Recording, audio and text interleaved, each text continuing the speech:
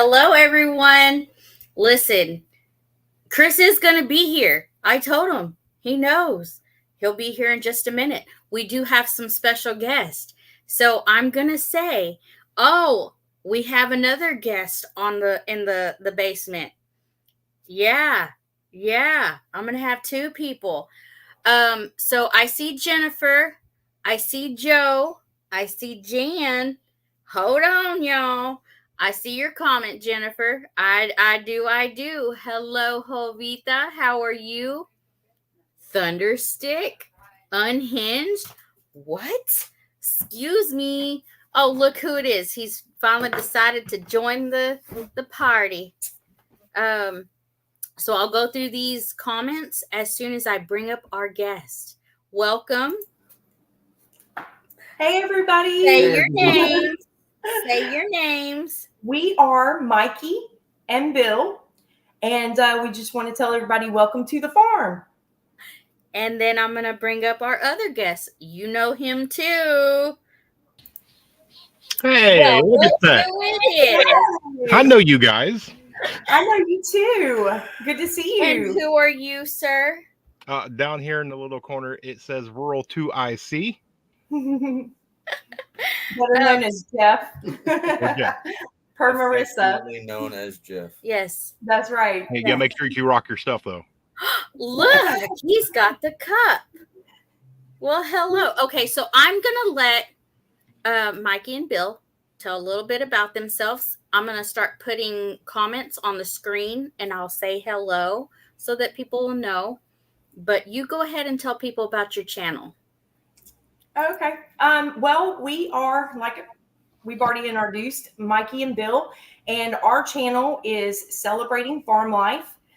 We just started YouTube March of this year, so we are still a new channel and just trying to get our content out there.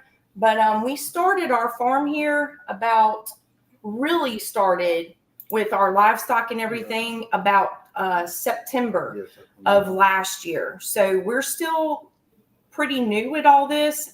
I grew up in the city, so I am learning a lot as I go along and enjoy watching other YouTube channels to gain as much information as possible. So we've really enjoyed the community and meeting a lot of you out there. It's been amazing. Well, we love your content. I'm just saying, we watch y'all. I love your piggies. I'm just saying. Okay, we started with 2, and Jeff knows this. We've started with 2, Peppa and Nikki, and here we are. We have 7. And I love Diesel. So yeah. So if y'all have any questions for them, Celebrating Farm Life, put them in chat. I'll throw them up on the screen and they can answer them. Jeff, if you want to say something about your channel, what's happening, go on. I'll do a quick one of I am participating this year in the 30 days of survival, where we are doing a video each and every day. I'm trying to keep it short because I know people have lives and different things. So we're trying to keep it about 10 minutes. But we just go over a tip every single day to get you better prepared for September, which is National Preparedness Month. Awesome. I have watched some of those episodes. I got to go back and leave a comment, but I haven't watched them. Those are pretty cool. I like those. A lot of information on just in that 10 minutes. It's a lot of information to take in. We've said it before. Prepping, homesteading, it all goes together. Mm-hmm. It really does. Homesteaders, they can. They raise their farm animals. I was really happy to have processed 7 chickens that I have raised. And we had lunch the other day. We did have lunch from here. Yeah. So we are there. Yeah, we're looking forward to getting to that point here too. Yeah. So they're putting way too much stuff in the food, and we were actually just talking to some friends of ours the other night, and just the stuff, the chemicals and things that they're putting in their food, you would be amazed. Like Pop-Tarts, they're putting water retardant in it. Your red dye, they're finding studies now that are saying that it causes the autism and Alzheimer's and ADHD. I mean, so. And it's amazing our government's allowing them to put that stuff in our food. Right. The things that are illegal in other countries, our country's just allowing it. Yeah. And, we're just trying to get back to our roots and what our grandparents, great-grandparents did. And, that to me is the way to go, especially now with the things going on in the world, and our great grandparents, they didn't have the conveniences of driving to the grocery store. There's a grocery store, usually every corner now. Right. So I have a question. Jeff has a question. And So Jeff was our first live stream interview. So if y'all missed that one, y'all make sure you go check that out and make sure you subscribe to his channel. He gives a lot of good information, y'all. So, two-part question. Are you guys wearing matching t-shirts? And if so, where do I get one? They are. I didn't even notice you were wearing that. I am. Nice. Okay, so this is Tony and Angie at Our Cabin in the Woods. That's where we got Diesel. It's where we got Diesel. Our Cabin in the Woods. Okay. Yes. Those are nice. I like that. Okay, start again. I missed the first part. Had to take my dog out. Oh, goodness. Hello, Sammy. Oh, brother Troy. Sup? Hey, Troy. So, yeah.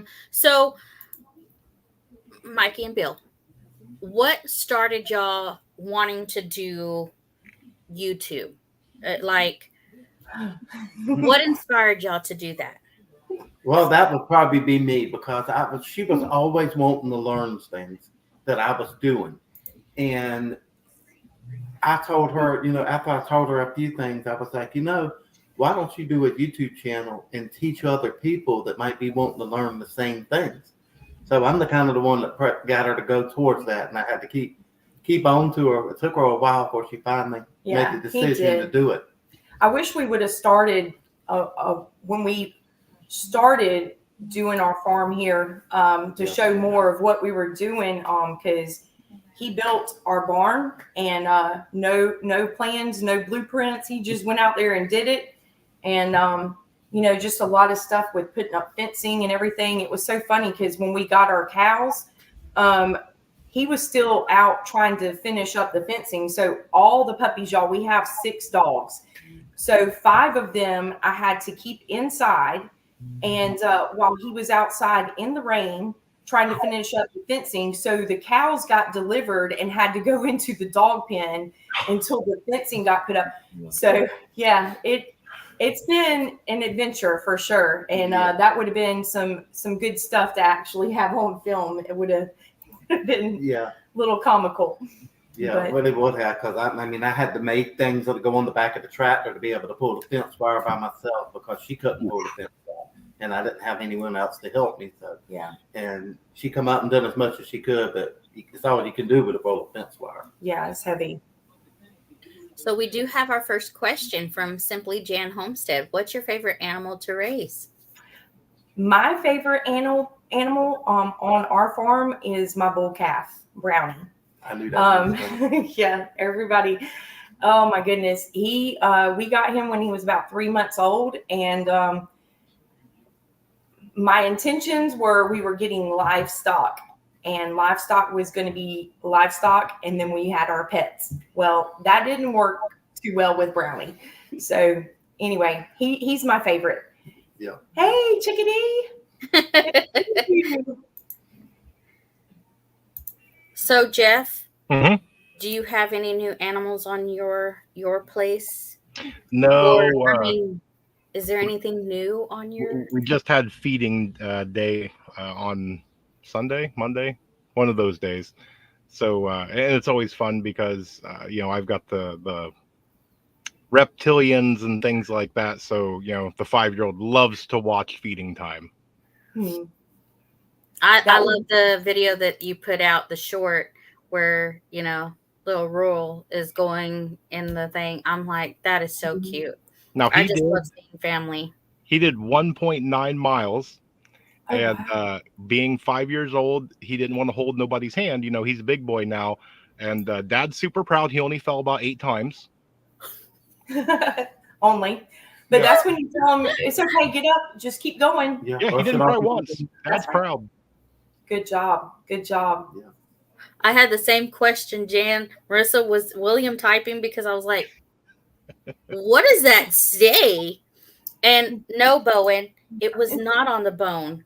I'm behind on chat. It's usually how I am. I'm behind on chat sometimes. And so we were talking about, you know, how I'd processed the chicken, and we just had, you know, a meal and stuff. And yeah, no, it was not on a bone.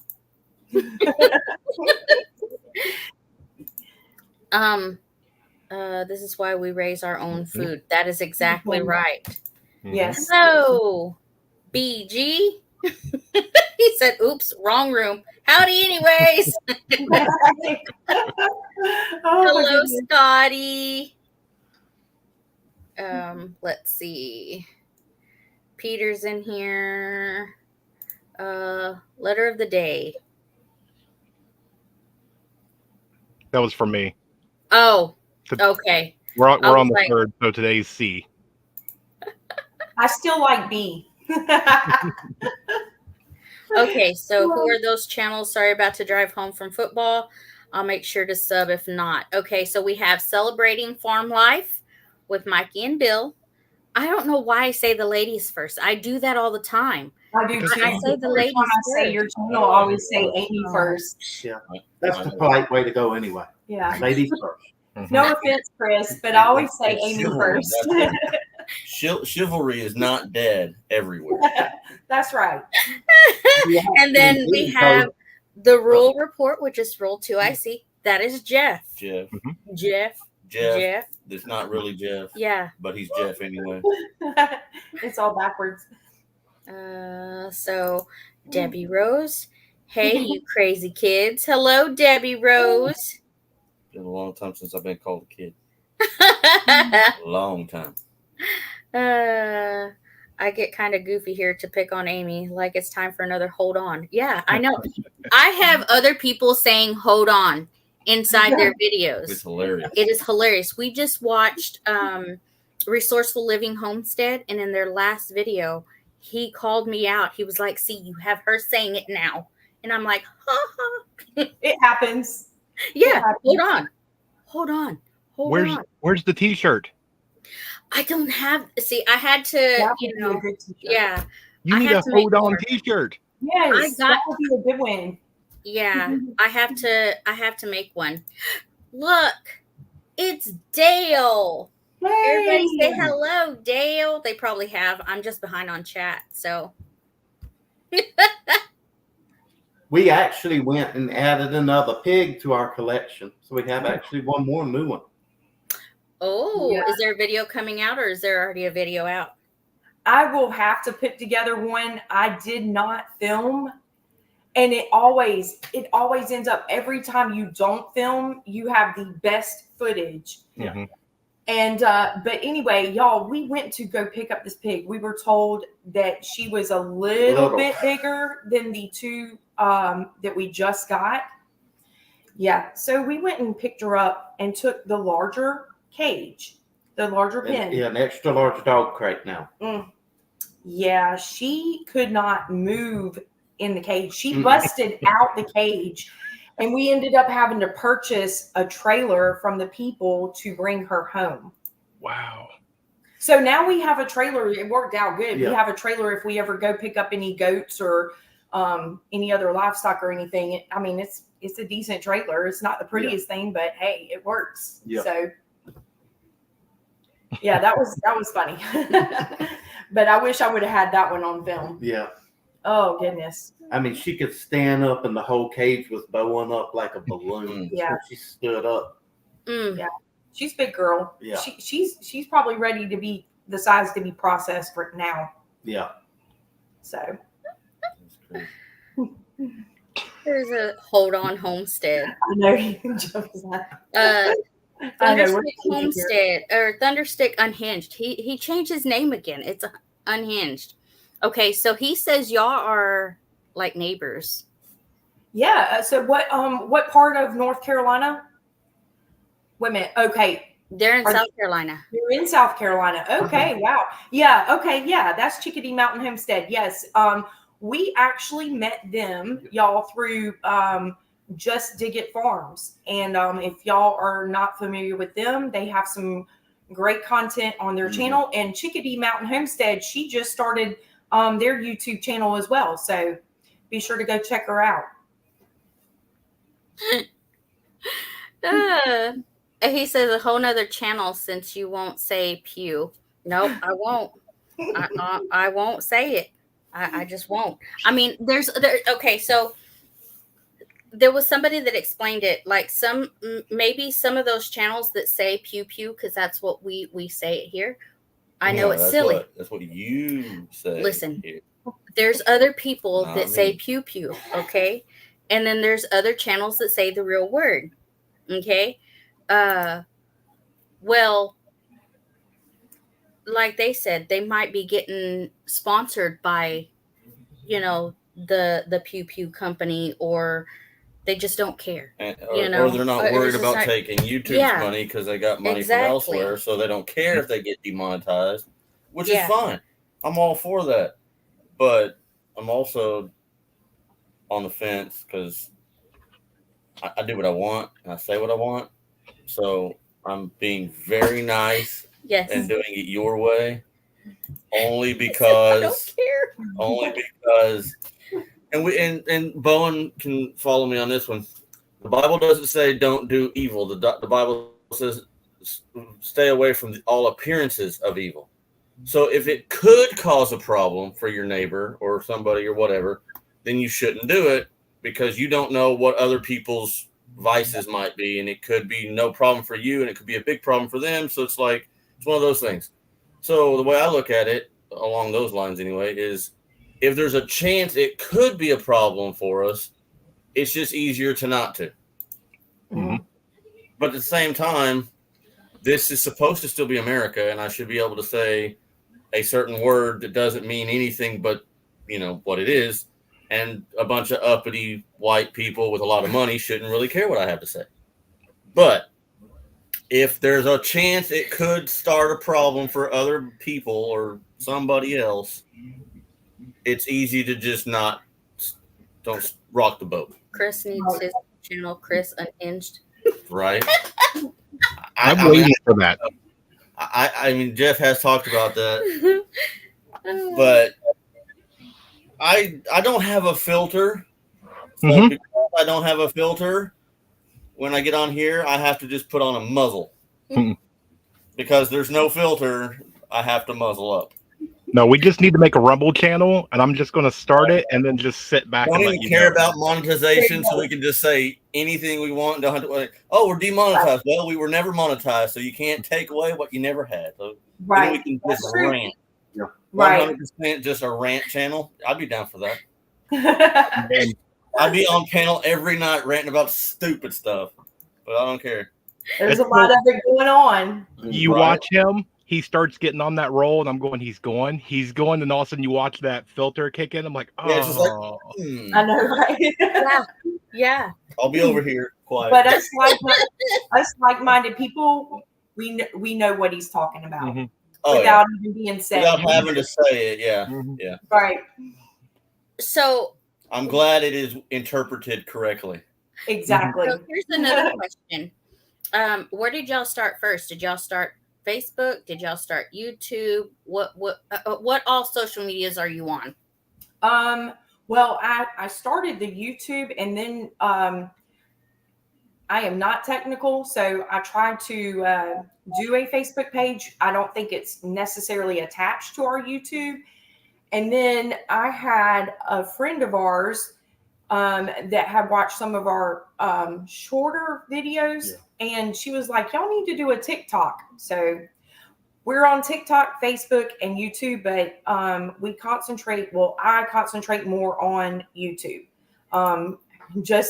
I've finally somewhat figured out how to navigate the system, so that's good enough for me.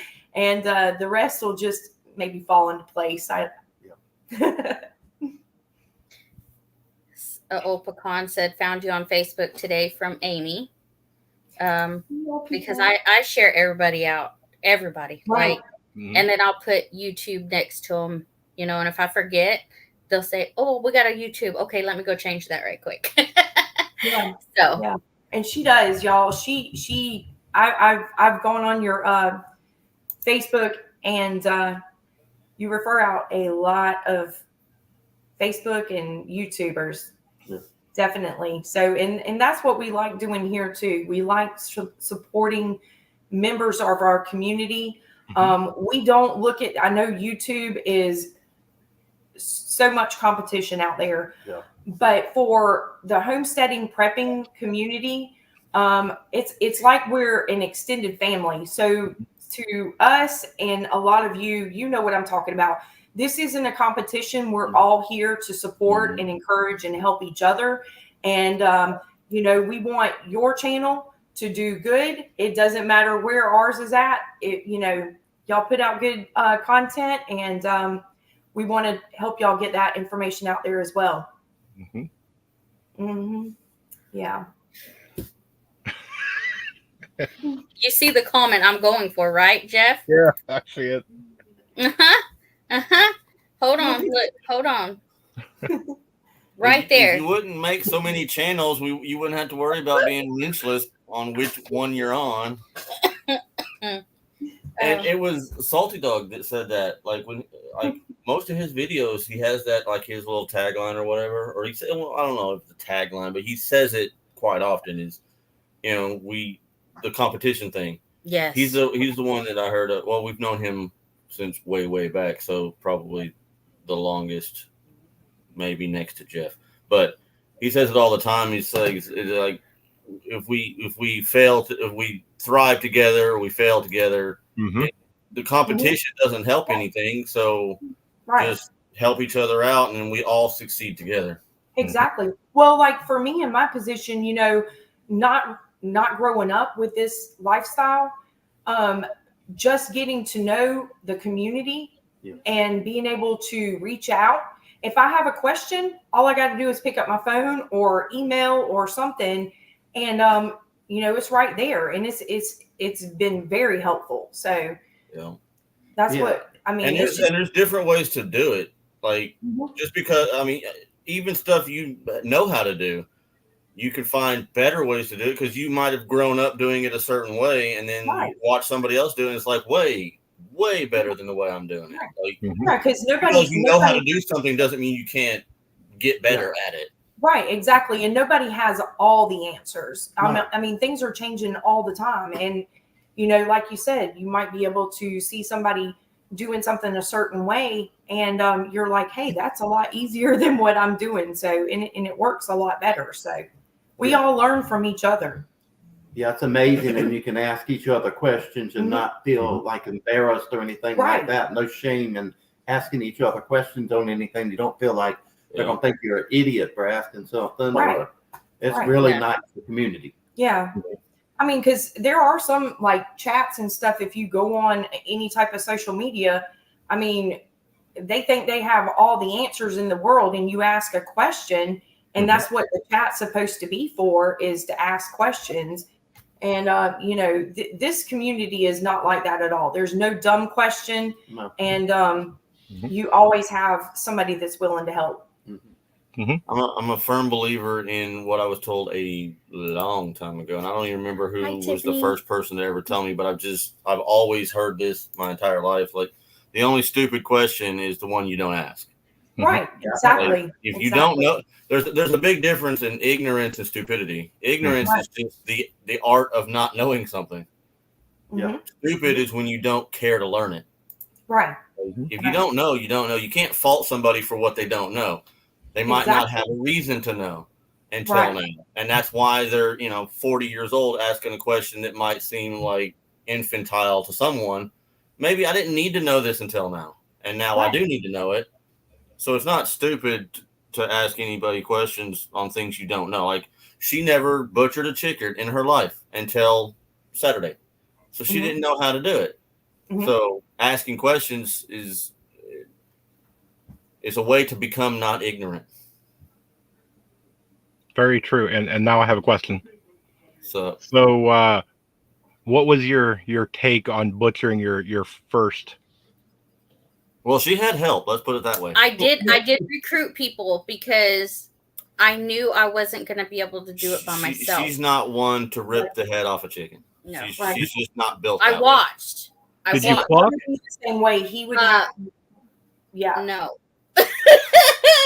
Okay, listen. I watched. Okay, I grabbed the feathers, I grabbed the heads and put them in the bag. Okay, that's what I did. You should be happy I did that.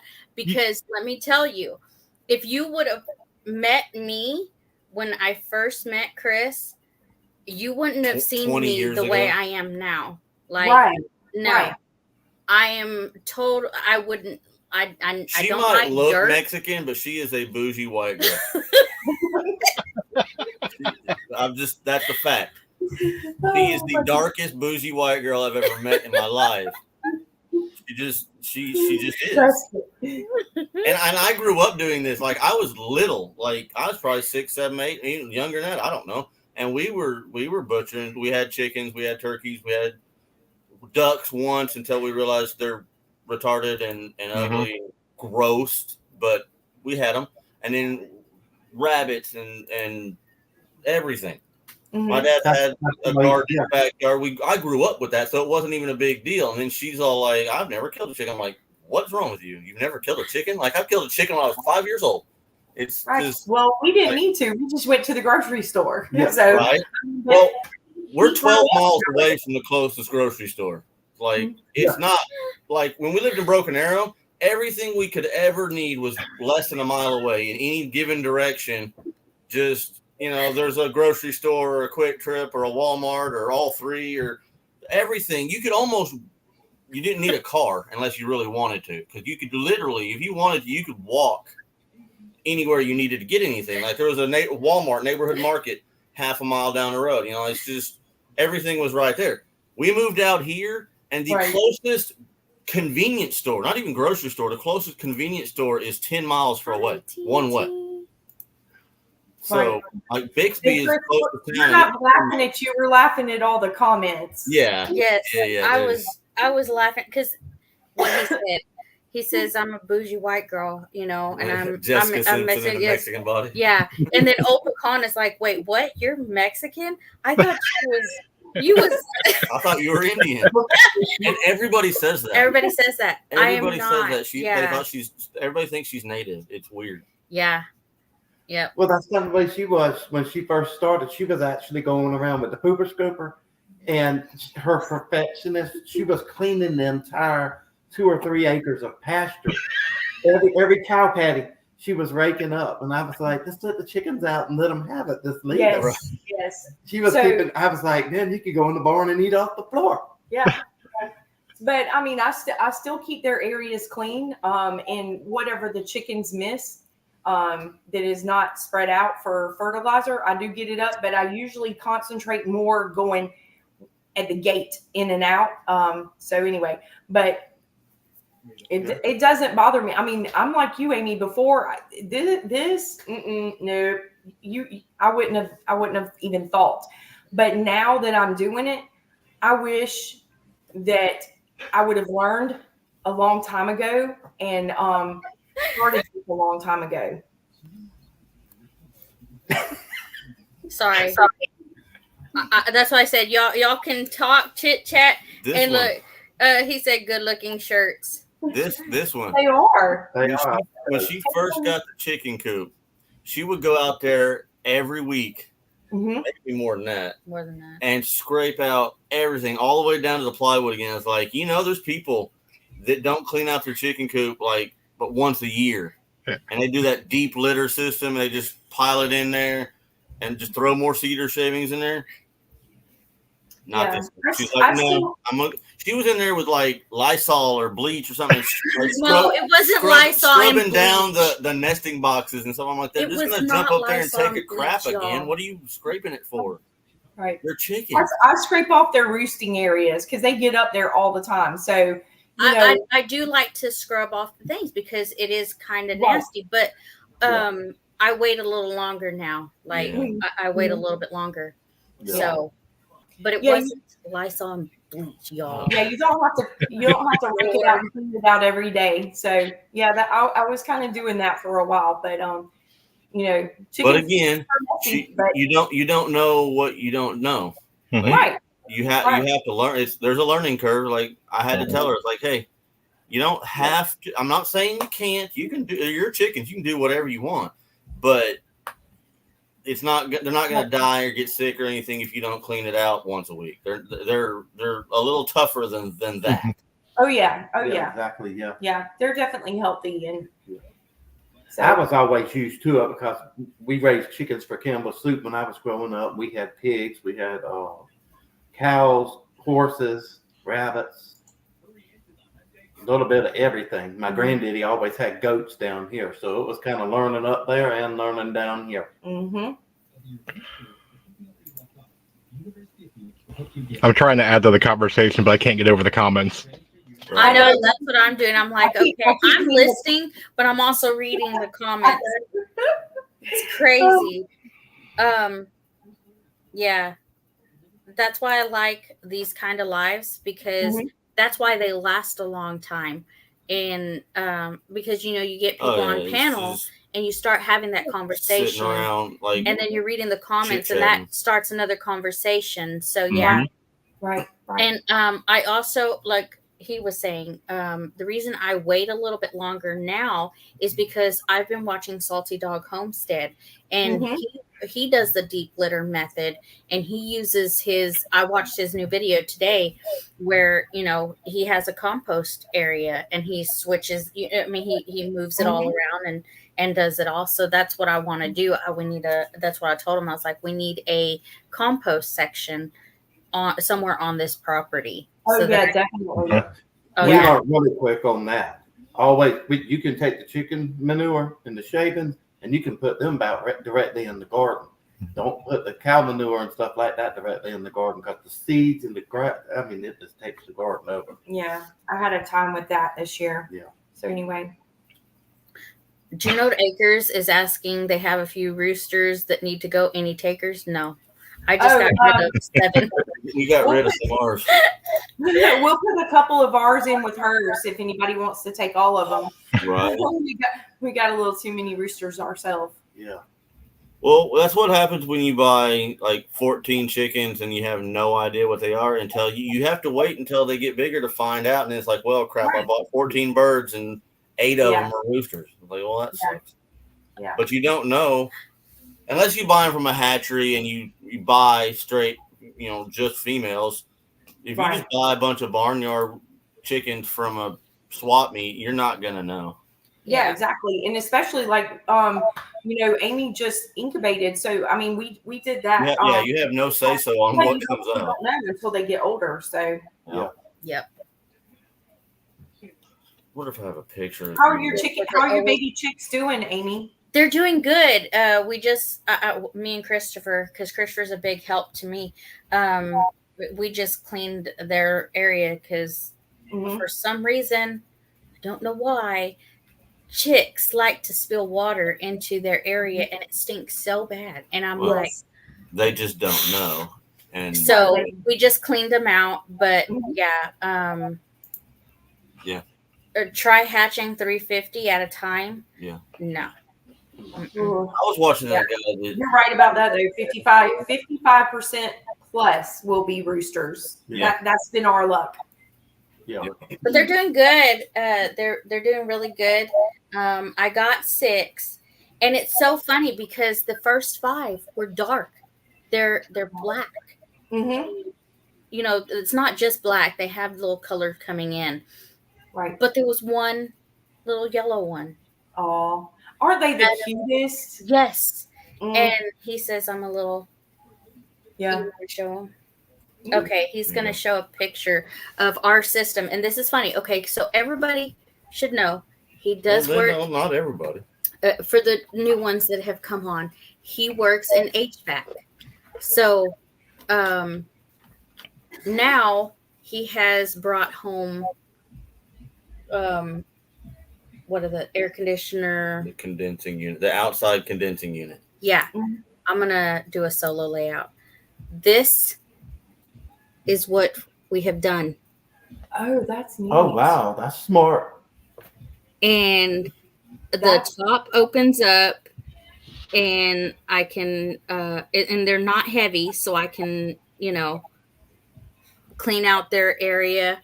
I do have plastic underneath them because the bottom has, the little hose and stuff. So I gather all that and put it, in a bag, and I take it outside because that goes straight into the garden. So that's a really neat idea. Yeah. And that's what I like too. Cause I always tell him all the time when he comes up with these ideas and stuff, just the ingenuitive ideas, but to be able to utilize stuff, that you wouldn't think. It cuts down on your costs because farming, homesteading, having all these animals, livestock, it does get expensive. Yeah.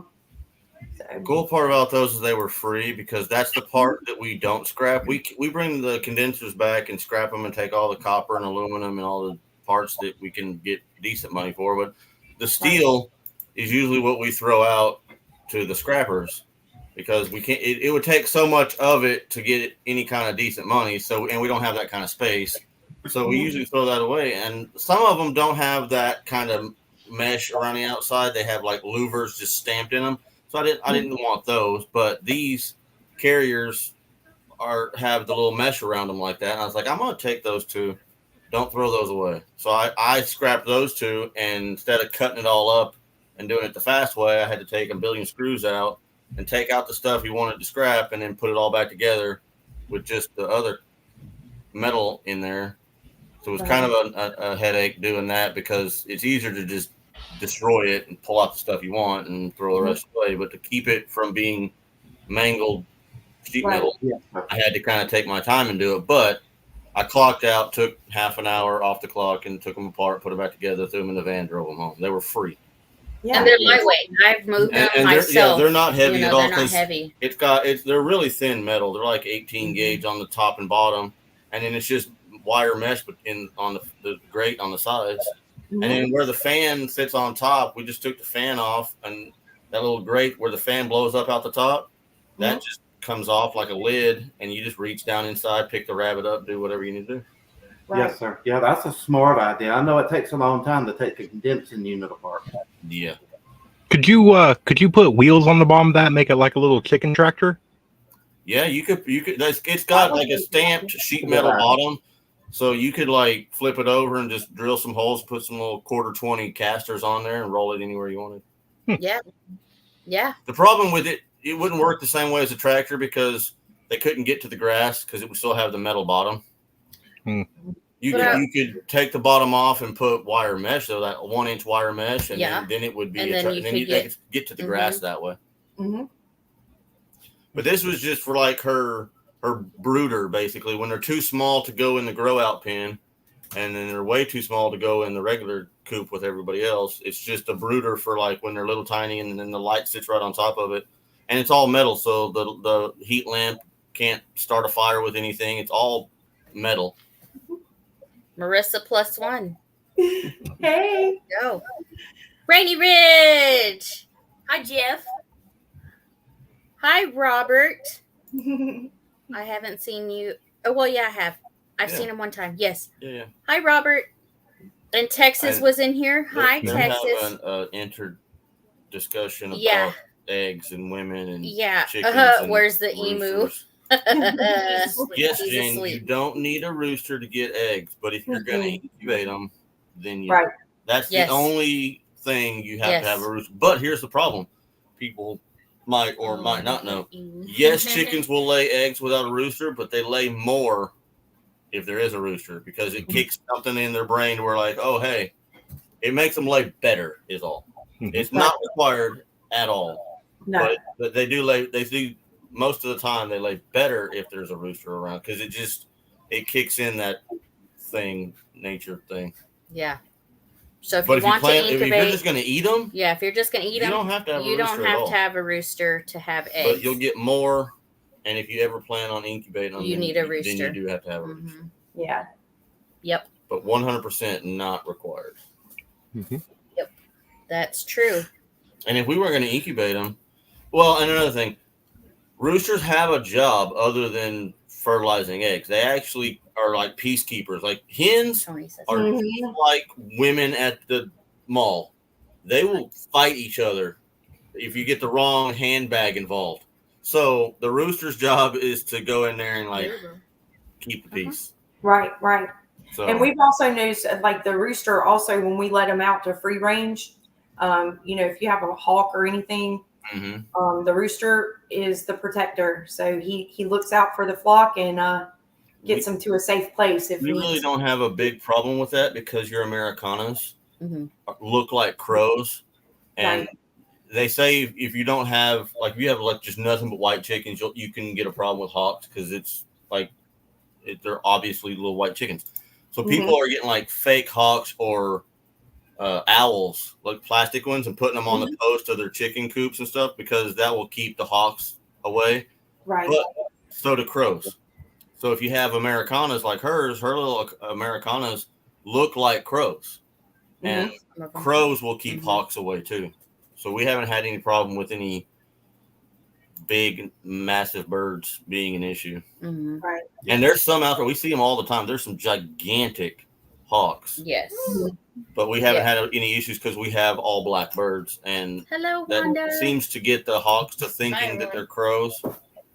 And it seems to be working pretty good. So throw a couple Americanas in there, even if you don't like them. Because black birds will keep hawks away. Oh, yeah. So before we started the live, I was chit-chatting with Mikey and Bill, and they asked me a question. They asked how many grandchildren we have. And I told them 3. And with permission, I now have an announcement. We have grandbaby number 4 on the way. It is not Marissa. It is Maribel. Again. So, Congratulations. So Corbin and Amaria are both going to be big time grandparents now. I'm just like. Apparently, she's a regular fertile myrtle. She figured out how it works and is getting proficient at it. Yeah. So I waited till she was on here to actually announce it. So I got her permission before I said anything. I wouldn't have. I would have done it anyway. I do what I want. What is she gonna do to me? So she congratulations, y'all. Your family's growing. So we have a new grandbaby coming in March. So wow, that's exciting. First week. So Leonards are growing. Yeah. That's always exciting. Technically, this one won't even be a Leonard. I know. Because if you really want to push the subject, like biologically, Maribel's not biologically mine, so Corbin doesn't even have any Leonard blood in him.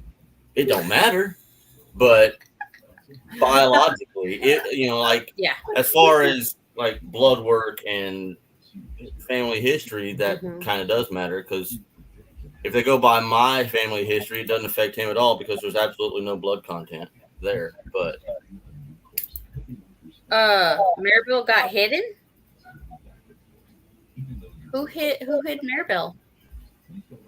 Well, she talks on here like if she talks in person. She needs to get. Oh no! She's a little bit hood. She lives in Tulsa and she's picking up some. Tulsa. So we'll have to unhide Maribel. So when's the video that you're going to release where we all get to choose the name? Members only page. Yeah. I don't think. I don't know. Maribel's not gonna go for that. Maribel doesn't like being on camera. We chase her around with the camera. She's like, stop.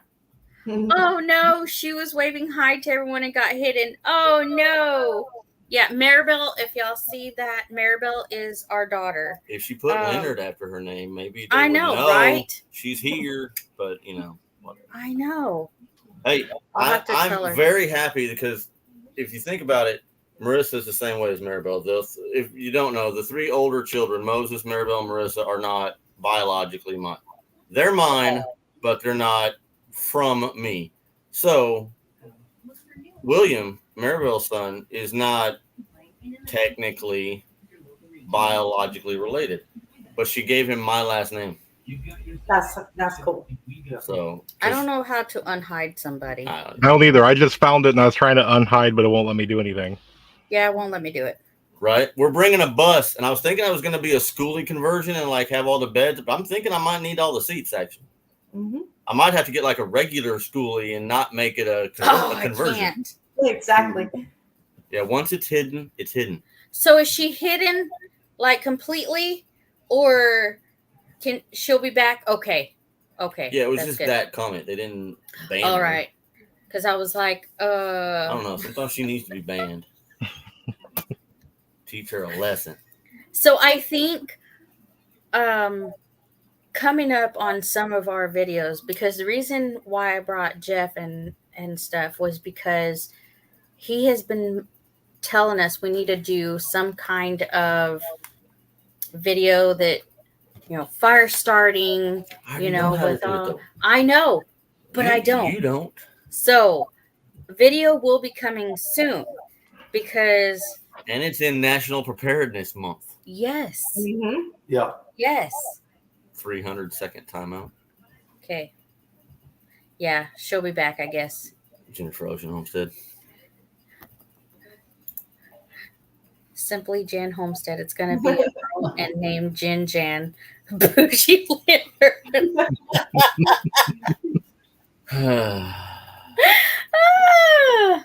So yeah, that video. She was I'm talking gonna do a about video. twins the other day. I know. She was saying that Tank said the twins is in their family, but they haven't had any.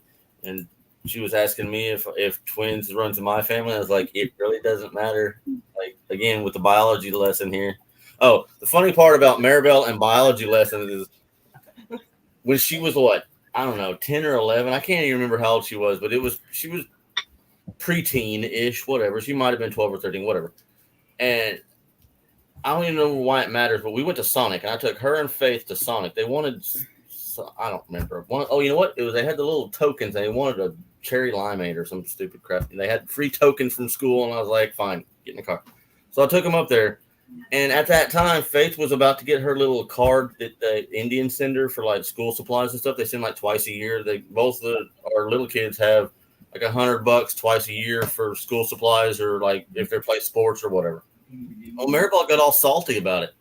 She's like, "Why don't I get a card?" I'm like, well, "Because you're not an Indian. Get over it." And she's like, "Well, what if you adopt us?" Because that's back when me and her hadn't been together 20 years yet. So she's like, "Well, what if you go ahead and adopt us? Then would we get the?" She's all about the stupid money. She just wanted the money. That's all it is.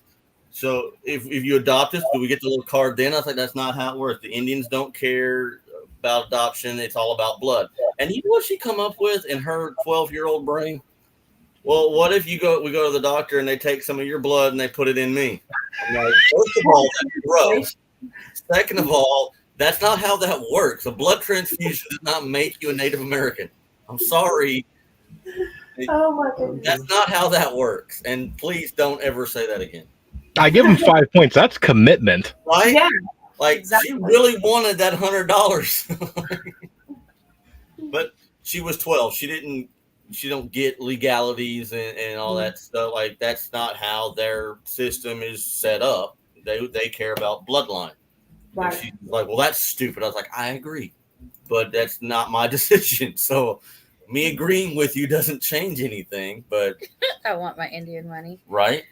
Johnny from Gillum Farms is in the chat. Hey. So is Paul Case Farms. Hello. Well, yeah, because it's Tony was like, hey, did I just hear Marissa is having twins? And she goes, I'm done with all of you. No twins for me. Sergeant talk is about. So, yeah.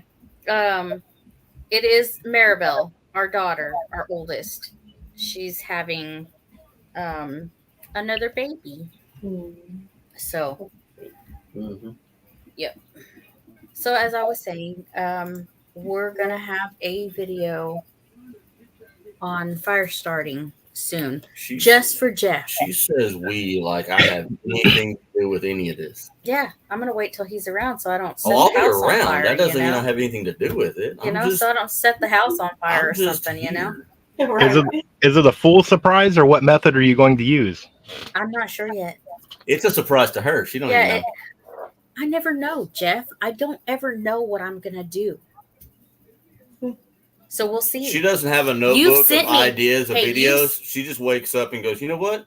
I'm thinking I'll go video this today. And it's just whatever happens, happens. Hey, and it's good stuff. And apparently it works. So here we are. It's real life. It's 100% unscripted. Marissa says, Jeff, it is a surprise. So Marissa's going to be out there too, trying to start a fire. What did Johnny do now?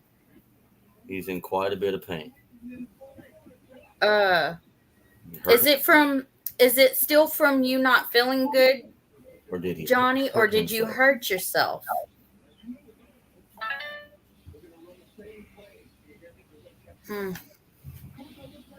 Hey, did you get buttons, Amy? I got buttons. I gotta go check my mail. If you got your buttons, I should already got my buttons. That doesn't mean anything at all. I don't ever know what I'm going to do either. Yeah. I know. It makes it more like the spontaneity makes it more like you can tell when stuff is too scripted or too planned, whatever. It seems like not realistic or ungenuine, I guess. Even if it is, it just gives it that disgenuine feeling. So yeah, we should. I think it works better when we just roll with it. Yeah, I agree. And I mean, y'all are kind of like we try to show exactly what it's like, homestead or farm, so what you see is pretty much what you get. Right. Daily life around here for sure. Yeah. And if you don't fake it on all the stinking videos, then when you meet somebody, you don't have to try and remember who you're supposed to be. Right, exactly. Like, forget that. I don't want to try and remember who to be when I go meet people. If I'm the same person on the videos, then when I meet people, I don't have to try and remember how to act. Exactly. You're right about that. Honesty. I have to wear the muzzle sometimes, but I don't have to remember who I'm supposed to be. Right. Yeah. But see, Jeff, I did win a bracelet that had all the little gadgets in there, remember? And it's got the ferro rod. Remember? Ooh, there you go. You can use that as your starting one. There you go. So, let's see. I'm farm it and glamorous. That's a lot of work.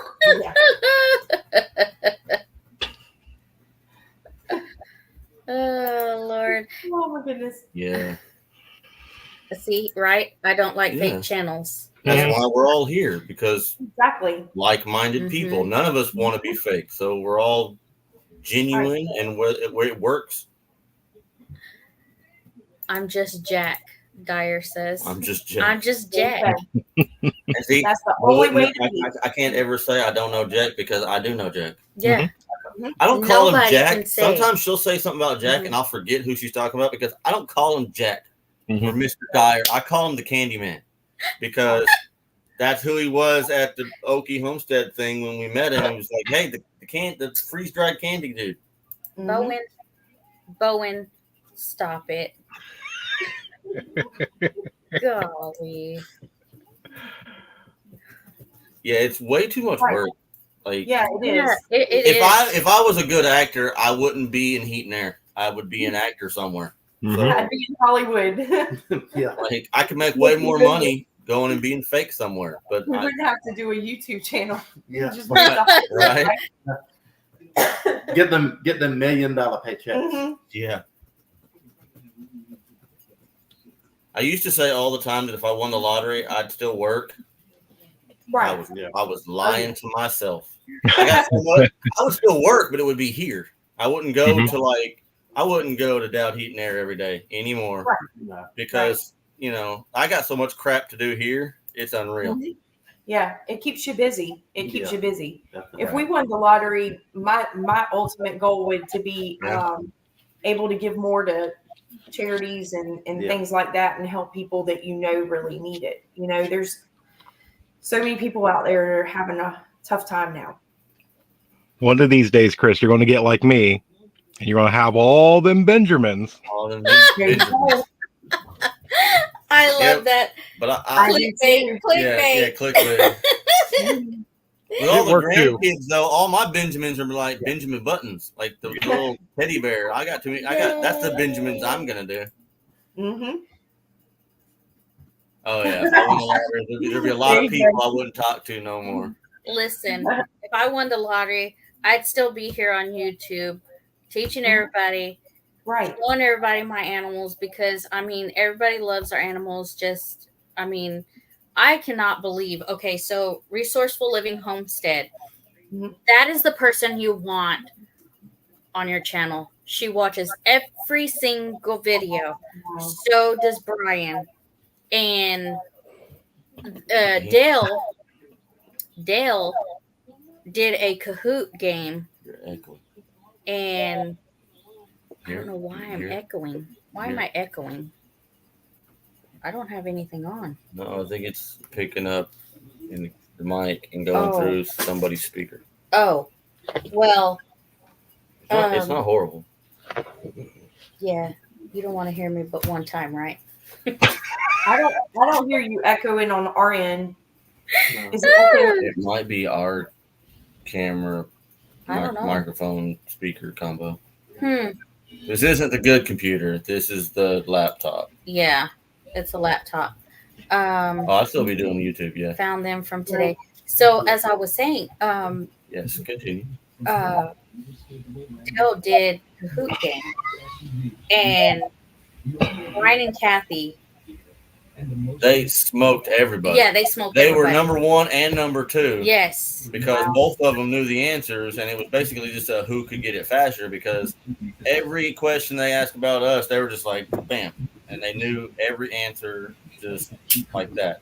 They watch all of it, and it's kind of unfair almost because we just met them not too long ago, so they're trying to play catch up, so they're watching a lot more. Yeah. And other people have to try and remember from when they watched it when it first came out. And Kathy and Brian just watched like a marathon, which again, why would you do that to yourself? Like, I don't want to watch us weekly when it comes out once or twice. I couldn't imagine going back and watching everything in a marathon. No. Right. I couldn't watch that much of me. No. I don't get Which- how there's something wrong with y'all. Which have you watched any of 9 Acres? Have you seen any of their stuff? Mhm. Mhm. Oh, Have you played Cahoots with them yet? Yeah. We were actually going to try to make it in on their devotional, and unfortunately, we weren't here. And I think that's when we were trying to round the new pig Yeah. and getting her settled in. So we missed that. I was really looking forward to that. Yeah, she was watching it here, then watching it on her phone going up, and then we had to get out with the pig. As soon as she walked back through the door, she turned it back on. You have to play. It's really, really fun. Usually I don't play whenever Amy plays because she always wins, but not always. I'm not always quick. Like, To answer Old Pecan Homestead, I know I did not see your viral video about changing the capacitor. It was up there a minute ago. oh, But I've done it, so yeah. we also saw the video where Brian was saying that he doesn't like those units that he put inside the house. Oh, the mini splits? Yeah, the mini splits. He doesn't, well, he said he didn't have a problem with them. He just doesn't think that they're designed for interior walls because the drainage thing. They're better on exterior walls because you can just go outside and drain it. Interior walls, Bye, Johnny. it's a little different, but yeah. There's ways of doing it. I've put mini splits on interior walls of 6-story buildings and took the drain all the way to the roof. You just have to get the right pump that has enough pressure to get it that high. It's doable. You can do literally anything with those things if you have the right parts and accessories to get it. Like you can put them in basements 3 stories deep and pump it to the surface. If you get the right pump with enough lift, you can put them literally anywhere. Jeff. Tradition. Jeff. All I can think of when you say stuff like that is Jeff Dunham and Stupid Peanut going Jeff. Jeff. Probably gonna get copyrighted. Jeff Dunham's gonna sue us. Probably. But hey, if I get sued by Jeff Dunham, I've arrived. Okay. I would put that on the wall. I'd frame that. I'm gonna put that lawsuit on the. Yes. I'm gonna frame it. Like, hey, y'all. Anybody else got sued by a millionaire? Didn't think so. Maybe it'll make me some money. I don't know. Pay my lawsuit off. Yeah, I enjoyed watching Jeff's video last night. It was nice. Yeah, the 30 days. Yep. Prepping. Yeah. Beanie weenie. A lot of good information out there. Jeff, you're awesome. I try to be. It's I'm in the same boat as Chris. If you meet me, you meet about 95% of me. If you meet me in person, the filter comes off. You get the other 5%. Yeah, There you and go. it's That's right. it's the adult 5%. Mm-hmm. Yeah. Right. Yes. Which Oh, I was gonna tell you, Jeff. I really, really think it's kind of cool how many people that we saw on Jeff's live the other night from our Homestead Hangout community. Like, oh yeah. Lazy Days Ahead was in there and like commenting back and forth and joking and doing all the things. Ginger and Joey were in there. Dale and Nana go in there quite a bit. Nana especially. Like on your stuff. But it's hilarious how JS Genesis and Scorpion Metals we're seeing them on the Homestead Hangout Thursday night thing on the Homestead group, and then we're seeing our Homestead friends over on the prepping groups now. It's hilarious in the absolute best way. Yeah. And every time I see it, I'm like, ha ha ha ha ha ha. Exactly. Well, a lot of y'all came over and watched us on our first live stream with Jeff because of Amy, and we really appreciate that. So it was good to see a lot of y'all come over and watch. Yeah, it was nice. Which somebody said something up there. Are you guys monetized yet? You guys just started. Right. Yes, we are. You did? Yeah. We are fully monetized. Yeah, we got the 4,000 watch hours finally.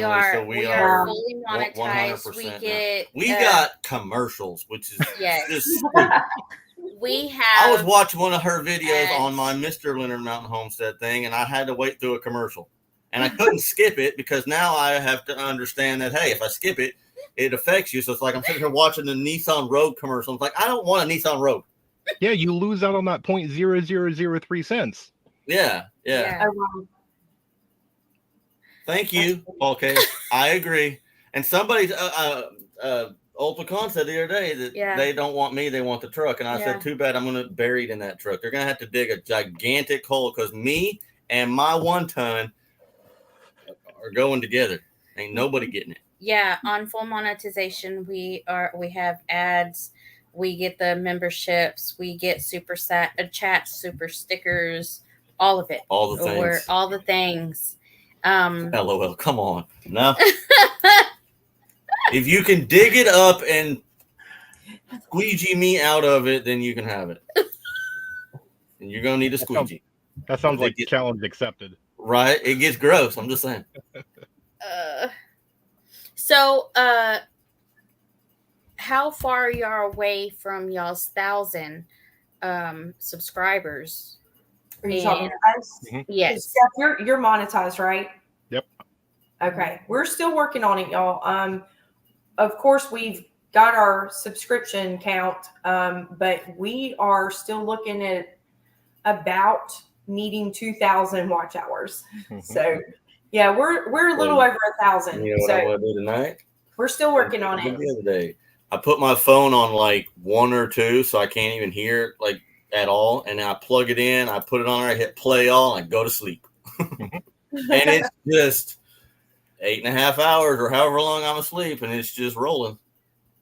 So make sure you have a playlist where I can hit play all, and it'll just go to the next one, to the next one, the next one, because I'll do that for a week every night and get some good sleep. and not even care.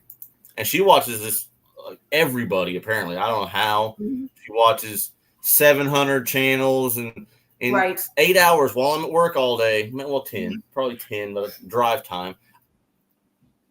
Yeah, I went around and subscribed to everybody's channel, and I just put them on and listen to them because I got them Bluetooth to these new Coculars, and it's nice. I can just put the phone in my pocket, and listen to them talking. Yeah, so that's what we definitely try to do. We try to keep up with what everybody's doing and give you your watch hours too, because we know that you're supporting us and we want to support you back. That was one thing that. We're not looking at getting up here without everybody coming along with us and us coming along with y'all too. So that's what we enjoy. And we've met so many people in this community. I mean, just between Jeff and Amy and Chris, and we've had a lot of people come over. If y'all don't watch Pinball Preparedness, y'all go check his channel out, because he actually gave us our first shout out right after we had started our channel. So he shouted out 12 channels, and that brought us a lot of subscribers over. So we really appreciate that. It's just been really supportive. I mean, to me, it's amazing. Like when he was trying to get me to start this YouTube channel, my thought was, who in the world is going to watch me go out there and, trying to learn how to take care of a goat or a cow or a chicken, but anyway, I don't know. I started thinking about it and I was like, well, I'm not the only person in this predicament that has never done this before and grown up in this type of lifestyle. So hopefully it will inspire somebody that is looking into gardening or raising livestock or something, that they're going to want to do it too and learn as well. So I'm proud of her. She's taken it and went very good with it. Yeah, and you and I talked when we was on our live.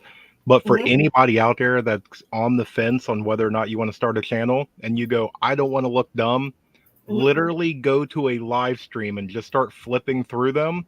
There will be somebody painting their nails or brushing their cat that has 50,000 people watching it. People will watch. They will tune in. Right. I've said this several times, and I'll just keep saying it, but it amazes me that we have over 1,000 people that want to watch me drive a tractor across our yard and pick up a rock or move dirt from one dirt pile to another dirt pile. It's just, to me, it's like, I don't even want to watch that. But then I go and watch people do the same stupid crap I'm doing. And it's like, okay, maybe it is something. I don't know. Yeah. It's just and then weird. A lot of times too, and then they comment about it and get like involved. It's like, right. Not only do they care enough to watch, but they get involved with conversation and stuff. When I see them, like when we went to Tin Killer, there was people that was like, oh, hey, and then chit-chatting about videos. And it's like, wow, this is kind of weird. Yeah, it's amazing. But the thing about it is, though, even watching stuff like that, you might pick up on something that you didn't think of. And it's like, oh, let's try that, or even Jeff giving, advice on prepping and stuff like that. You put a list together in your mind, you're thinking, okay, we've got this covered. And then you bring up something else and it's like, oh, we didn't think about that. Yeah. We need so, to get that it's just, it's good information and it helps, everybody along the way. So, and then too, it's also, it's not even just that. It's like an extended family. So, we're going to support each other. And that's what's so amazing about it. It's not just watching another YouTuber. It's like watching a family member. Yeah. Right. You get invested. Like I met people at Tin Killer. Tin Killer was our first meetup we went to because it's like an hour away. It's the closest one. Until next year when we have Eufaula, when MT does Eufaula again, that one will be about the same difference. It'll be close too. But it was nice when we show up and we haven't met any. Well, we met Johnny and Christine and Tony at the Okie thing in March. But for the most part, we hadn't met any of these people in real life. It was only been on here or in chat and stuff. And when we let's put Johnny on the spot because he's not here. And Johnny on the spot is a phrase that they've used forever. So Johnny on the spot. Yeah. When we met him at the Okie Homesteading Expo in Pryor, we had talked about going. He was talking about going because from where he's at, Pryor's not that far either. So they drove over. And when we met them in person, it's like we'd known each other for 5 years or something. And we were just meeting up again. We had never met these people in real life ever. Right. And her and Christine are running around giggling like 5-year-old girls playing with Barbies, and me and Johnny are running around going, "What the crap are they going to buy now?" Like we hung out all day, and then we run into Tony later, and it's like all three of the guys were sitting there, and we're just like 3 old dudes that went to high school together, and I'd never met either one of them. Tony and Johnny knew each other because they'd gone to meetups in the past and stuff, but I hadn't met either one of them before. Same thing with Sean. When Sean came out, Sean and Kelly came out to the house, and we hung around, had a barbecue, sat around, chilled, and it's like hanging out with a cousin you haven't seen in a couple of years, but you know really well. It's just been a while or something. That's how it feels, and there's nothing like it that I found. It's not at all. Except for this. And the thing about it is the way that things are going now with all this technology, everybody is on their phone. And this community, I mean, we actually reach out and contact each other. It's not all, through text messages or YouTube. It's like your neighborhood community. And you get together and it's like you sit on the back porch with each other and you drink your coffee and you carry on a conversation like it used to be. And our country and these younger kids, a lot of times they don't understand why we're complaining so much about where our country's going and the way that people treat each other now. I mean, we've lost the sense of community, but here, this community, it's like you're gaining that back. What's being lost is found right here. Yeah. Yep. It's nice because this is what YouTube is supposed to be for instead of all this stupidity. Right. And I'm probably going to get dinged for this, but don't. Whatever. Like it's nothing that YouTube's going to think, but it's just like there's a lot of people that follow this particular person. And like the stupidity with Mr. Beast or people like that. Or Whistling Diesel. Fine. I'll go both directions. Whistling Diesel just tears stuff up to tear stuff up. And yes, it's entertaining. But at the same point, it's destructive and wasteful. And then Mr. Beast is just, that's a whole nother rant. Like the amount of money he throws around just to make more money. And I get it. He does a lot of good stuff because I'll be blunt. He does a lot of nice stuff for people because it's a write-off. But he could be a very nice young man. I don't know. I've never met him. But I'm just saying, it comes off as disgenuine.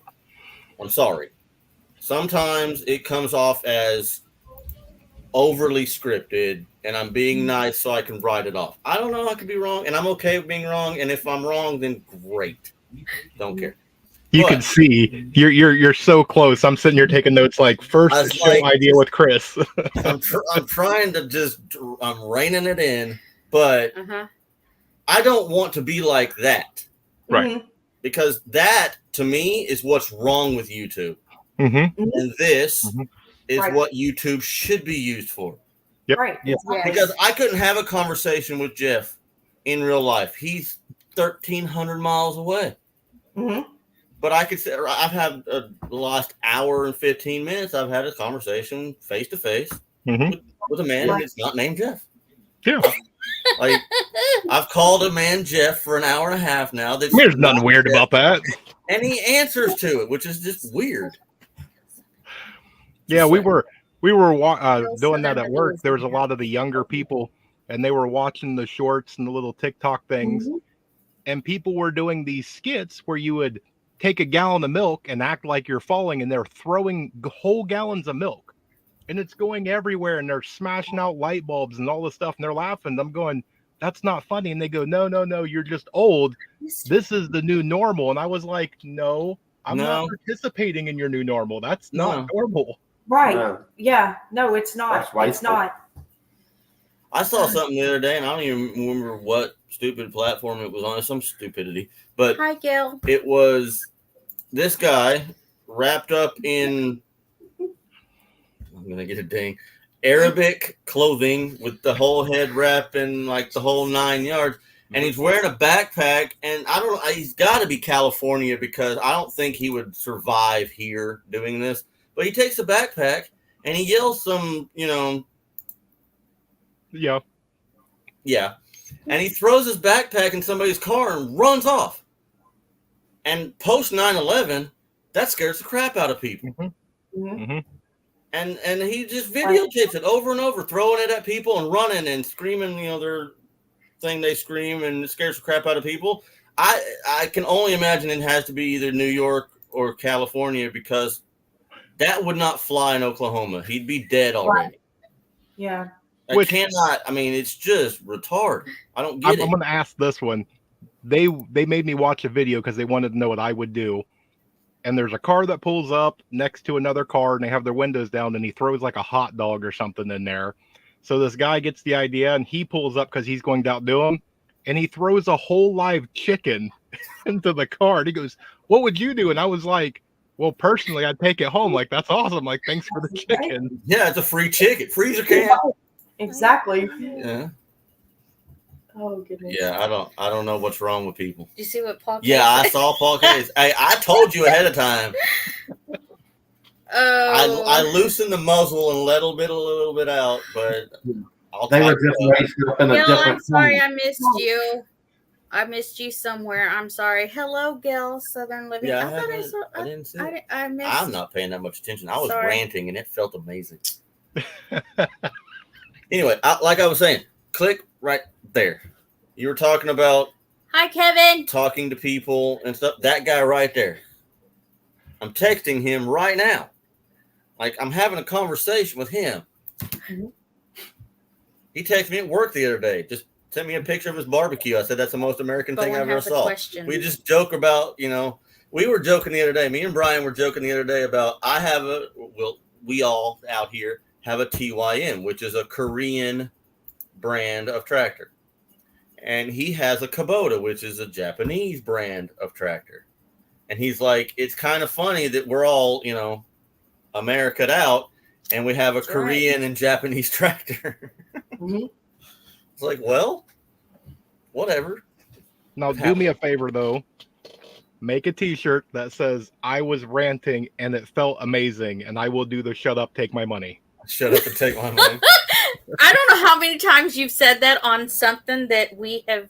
I'm just going to start making shirts and sending them to he's Jeff. Gonna have to sit here and make he can just have a new shirt every Wednesday. Yep. That'd be kind of cool. Yeah, I'll just keep sending you money in the mail. And right. Mhm. Hey, I still have my personal favorite, my one-of-a-kind come and take 'em Siege shirt with the American flag here and the Leonard Mountain Homestead here.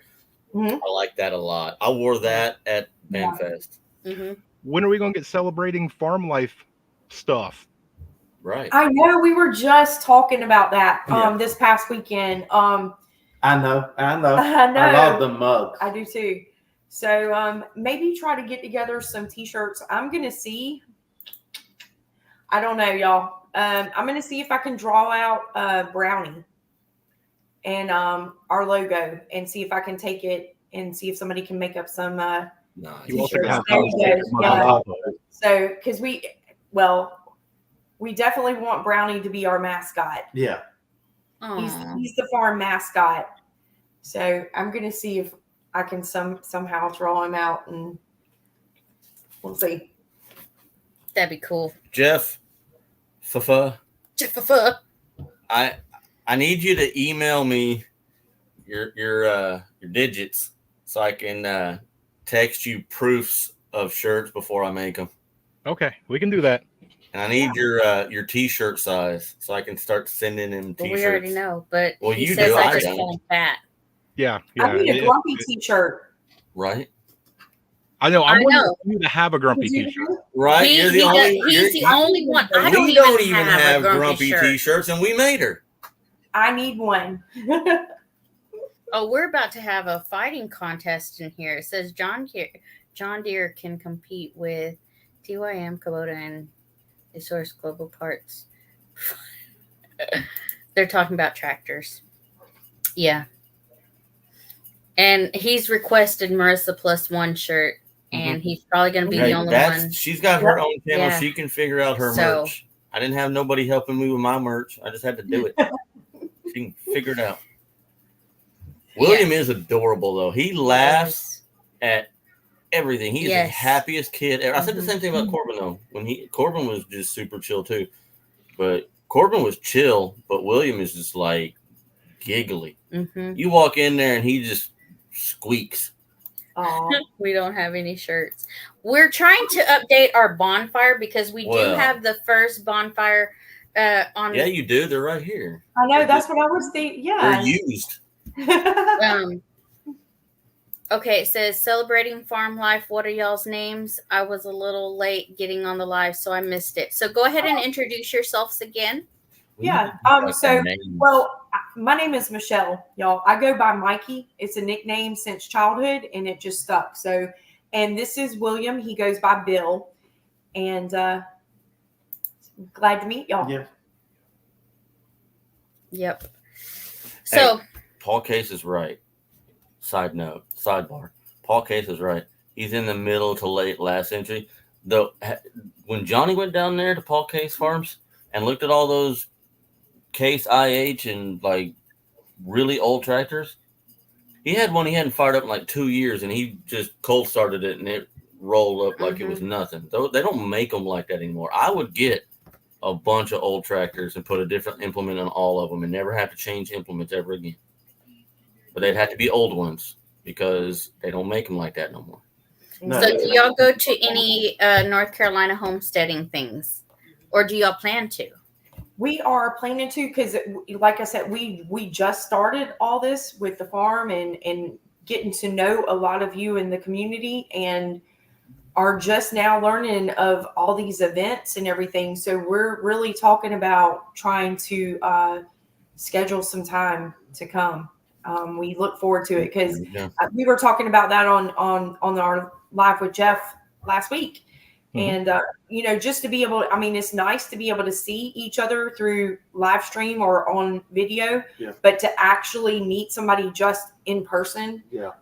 That'd be great. Yeah. So we're looking forward to that. So hopefully soon in the future. Yeah, they're having a tractor war in the thing. Yeah, they are. Hey, Dale, here you go. This is completely third party because I love Dale and I love John Deere just as much as Dale does. Whatever, I don't care. I don't have one, but I'm not against John Deere at all. But number one selling tractor in the world, that's like saying popularity means you're better.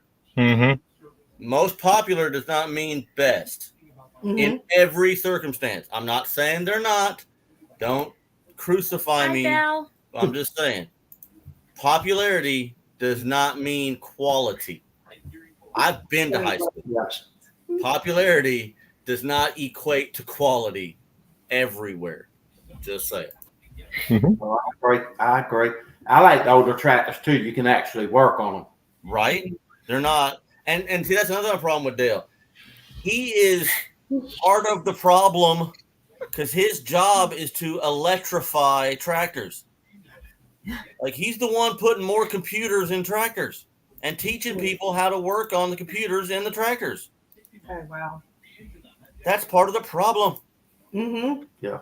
Like my truck doesn't have a computer. It has a little switch box to keep the lights from acting stupid with each other. That's it. Yeah, exactly. Mechanical. I love the old 350 and 450 diesel John Deere dozers. The old ones like the forestry departments used to put out fires to take the blades off of them. A lot of times you can buy them at auctions for next to nothing. And when they sell them, they put the brand new blades on them that they never used because they just pulled the plow back. Right there. Thank you, D.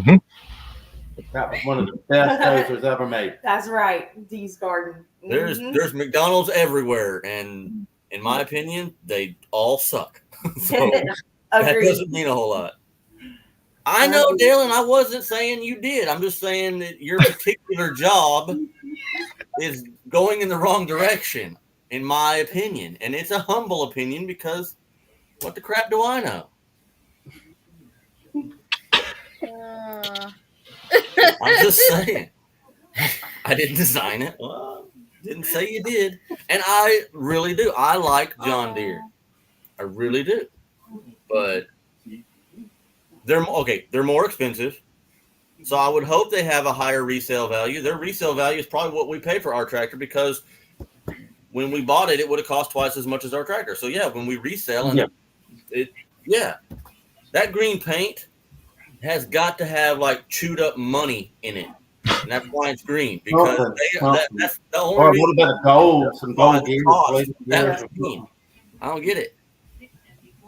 Oh, okay. This hasn't. Oh, We're gonna write it on the calendar. We are gonna write this on the calendar because Paul Case from Paul Case Farms is on our panel, and then he left. No, he's back. I turned the light off. Hey, how's it going? Good. How are you? I'm tired. We were back to logging today, but I feel like I'm getting some rest. You know, it's almost like having been torn up from a week's worth of welding on a cattle corral, and I need to go back to my normal job so I can get a break. I felt like that on vacation. Whoa! I went on vacation and I had to go back to work to get a vacation from my vacation. Yes, sir. I understand that.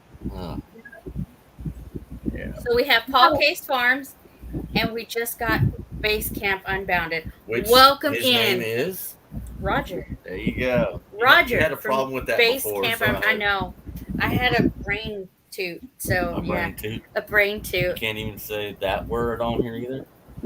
I have a list of stuff I can't say. I did not say if you want me to watch my mouth, you're gonna have a list. I'm gonna need like an FCC write out of what I can't say. Because I don't know. You all my two now. Yeah. Hi, Paul Case. Well, did you come up to talk about tractors because you didn't want to type it all out? Yeah, I'm not a very good writer. Right. Yeah, Amy. Nobody here has to guess my name though. Right. Just saying. Oh, there's that guy. Yeah. Sorry. Ruining the park. I do have a Farmall that Bowen needs to go look at on some of my videos. I need to get it out and run it some. I repowered a Farmall regular, a tractor from 1929. You're going to hate me for this, with a Honda 12-horse motor. Oh, come on, dog. Yeah. You gotta do that. Why'd you do that? Somebody else took the motor all apart, and it was all incomplete when I got it. I'm gonna refrain. Hold on, where's Jane? Ruining a Honda.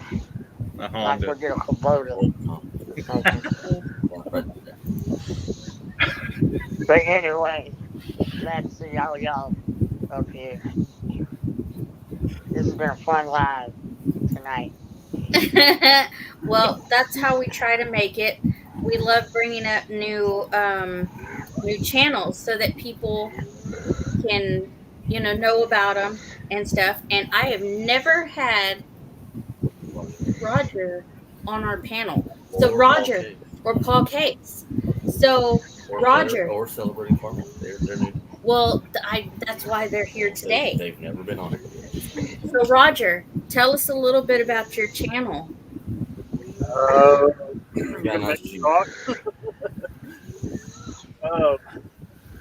My channel is a little bit of everything. It started out as a building a camper, overlanding, updating my Jeep channel. And then in January, I closed on 10 acres in East Texas, and now it's kind of morphing into a homesteading channel. But I've got a long ways to go. Right now, I'm in a little tiny camper, teardrop sized camper that I built, and I've got a 2005 International School Bus that I'm going to be converting into a little tiny house on wheels. Nice. That's what I want to do. I want to do a schoolie.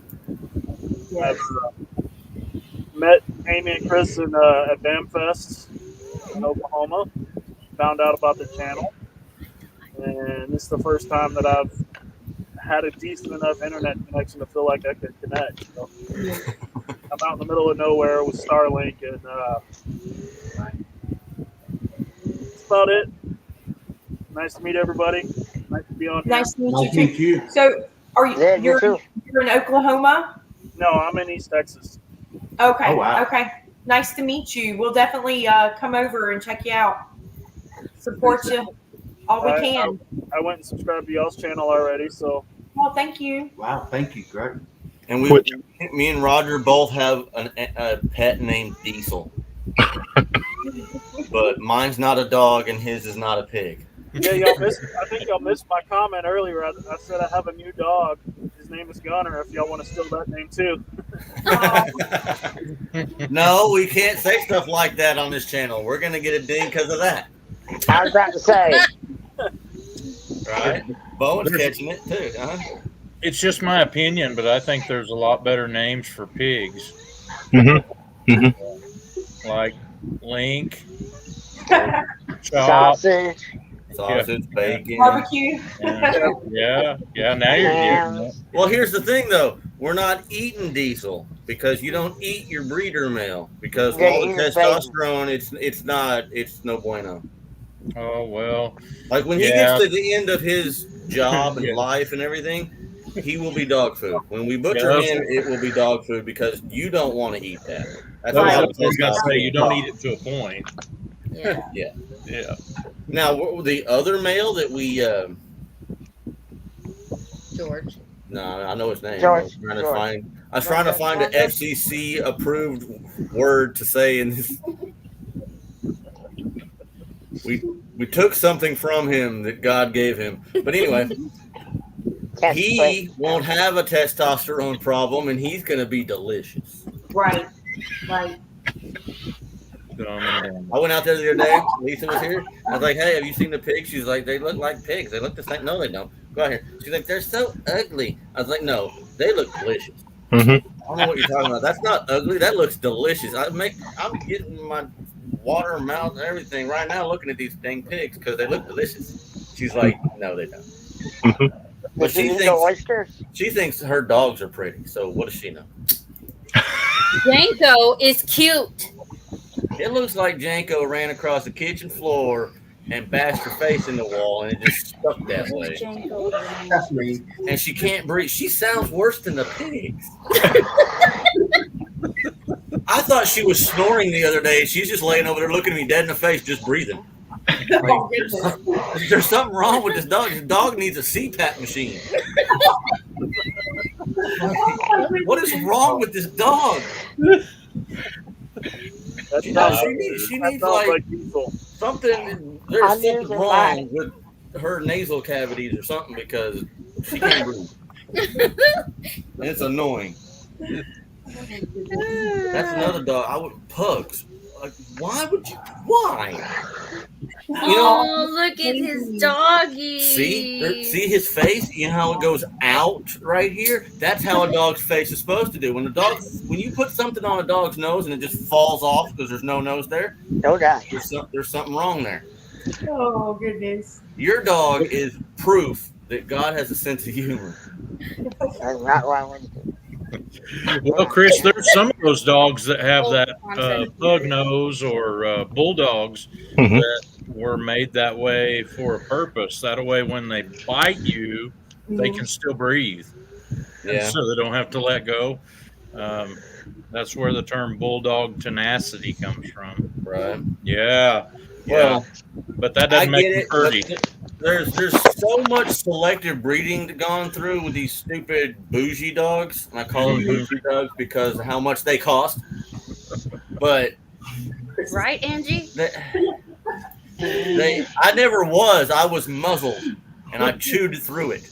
But they're expensive dogs. Bye, Robert. First of all, they're expensive, and second of all, they're not pretty. Oh, he's got a tractor and he loves digging holes. And third of all, anything that has had so much selective breeding that you have to take it to the doctor and get artificial insemination and C-sections and all this crap because they can't even be dogs anymore. That sounds like stuff that should not be having to happen. Like back in the day, what did you do if you wanted dogs? You put a boy dog together and a girl dog together, and when they got married and they love each other a lot, then they have puppies. Now you've got to take a boy dog that never even seen this girl dog, and you do stuff to the boy dog that you should never have to do, and then you take it and artificially inseminate the girl dog, and then you have to take her months later and have a doctor take all the puppies out. None of that's natural. I've never seen any of that happen to wolves at Yellowstone. Just saying. Over here. Wow. And that, boys and girls, is the birds and bees told by Chris. Listen, Jeff. You need a channel with this guy. Tonight. There you go. With Chris Unhinged. I told my sister the other day in very adult words. I was like, I love will. my Janko. And that's what irritates me about your dog, is I bought that stupid thing. I told her I will never buy a dog that cannot, without help from a human. But then I realized I already have because I bought hers. So I can't even say that anymore. Like, I would never buy. I already did buy a dog like that. Well, this dog has a note. I don't want to shock y'all, but I have learned that my life is a lot better if I have an emotional support animal. And my emotional support animal, my very best one of them, is fried chicken. There you go. Exactly. Don't know. Wow. Wow. Yeah. You have to kick the other Bowen off. Okay, I gotta kick the other You just Bowen have to off. remove. Don't. Bowen, are you doubling up tonight? I was going to say. Yeah. I already double up. Yeah. I'm trying to win something. I'm trying to win something. And I He said still he wants lose. a grumpy shirt. Okay, so Paul, for those who don't know you, tell them a little bit about yourself. Who don't know Paul? I know who That's doesn't. what I was just saying. How do you not I'm, know Paul? I'm a fourth generation Case here on the Case Place.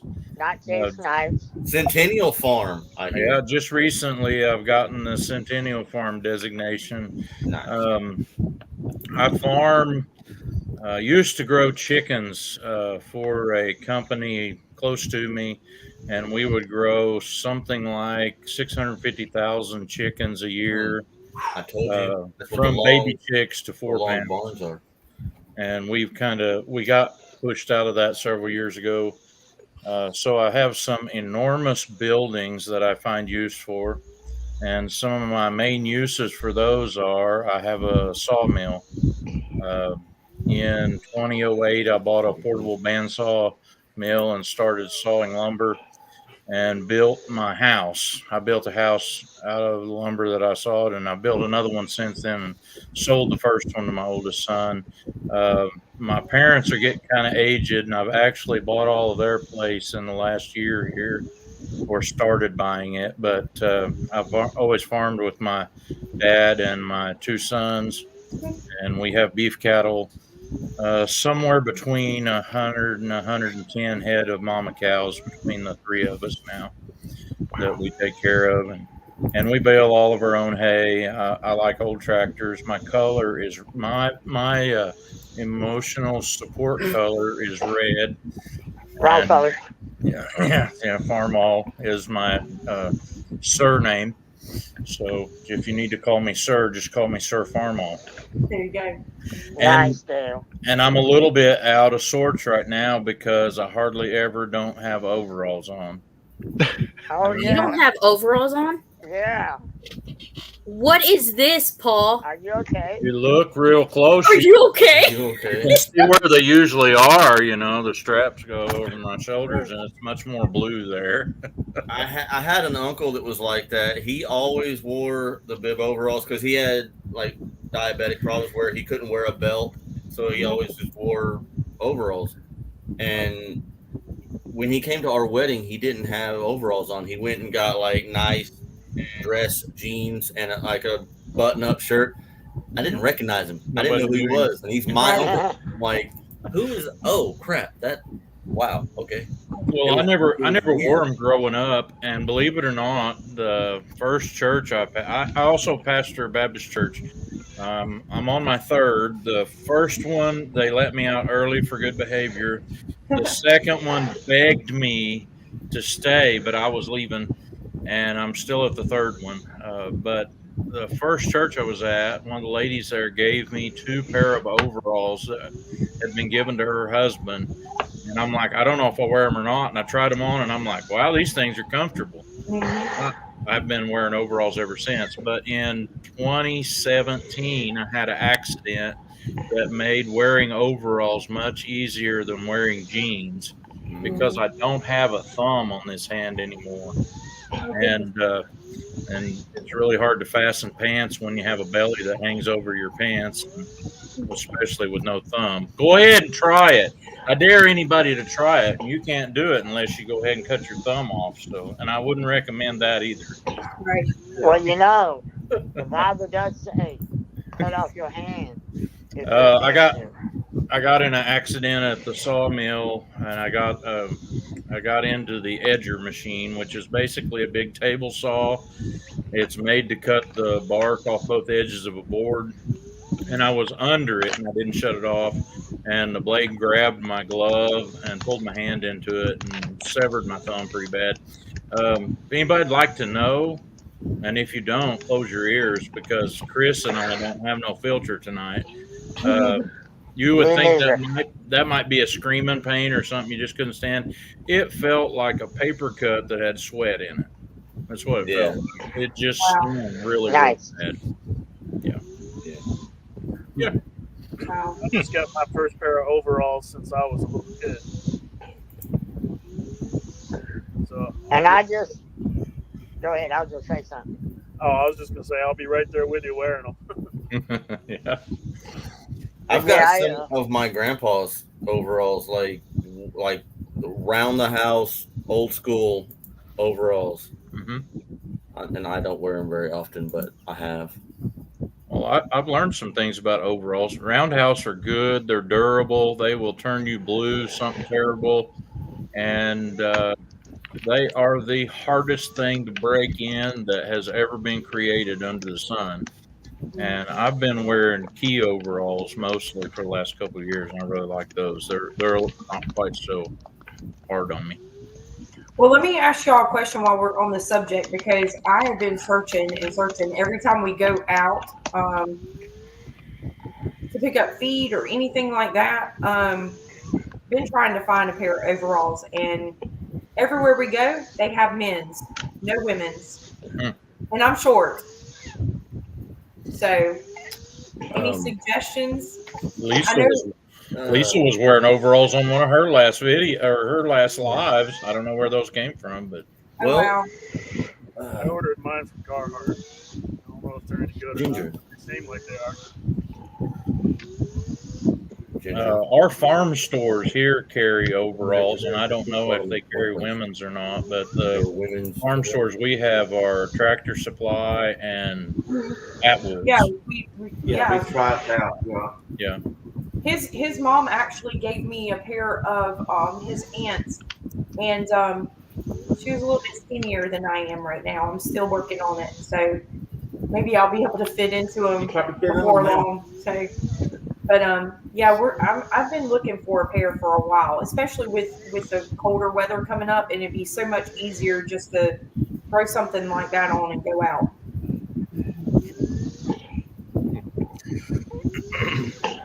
So they said order Rosie, Rosie the Riveter. Okay. Riveter, or Duluth. Okay, thank And you. Appreciate it. Ginger, not for nothing, and Christine. When Johnny and Christine went to Georgia, they all the girls found this. I don't know where they went. You'll have to get with them about it, but they found a place, and Christine and Ginger and I think Megan and them might have too. But they found a place that they found some all the girls got overalls that were actually made for girls. Good night, Musgrave. Do we really have Janae on? Send a Yay, Yeah. y'all. Thank Bye, y'all. I Jenny. appreciate it.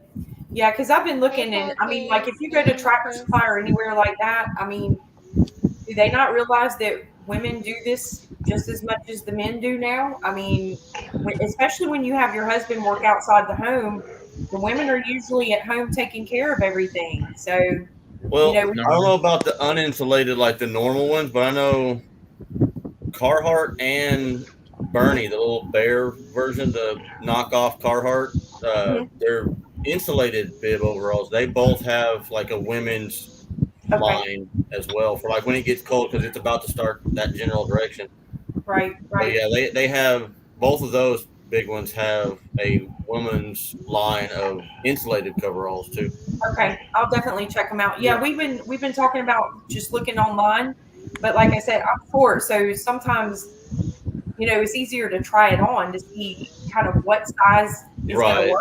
That's the problem with ordering online. It's, Right, right. does it run true to size? Does it run bigger? Does it run Exactly. smaller? You don't know. Yeah, Right, is that inches or centimeters? Right. right. Exactly. Yeah, she I can guess only roll them up so much. I guess if worst case scenario, can just cut them off at the bottom and There get you your go. sister. That's to what I sew do. them. Right. Yeah. Snip, snip. Snip, snip, Bowen. Right. Yeah. Woo! And I just noticed, Mr. Bill, you're missing a little something. You're missing some clothes.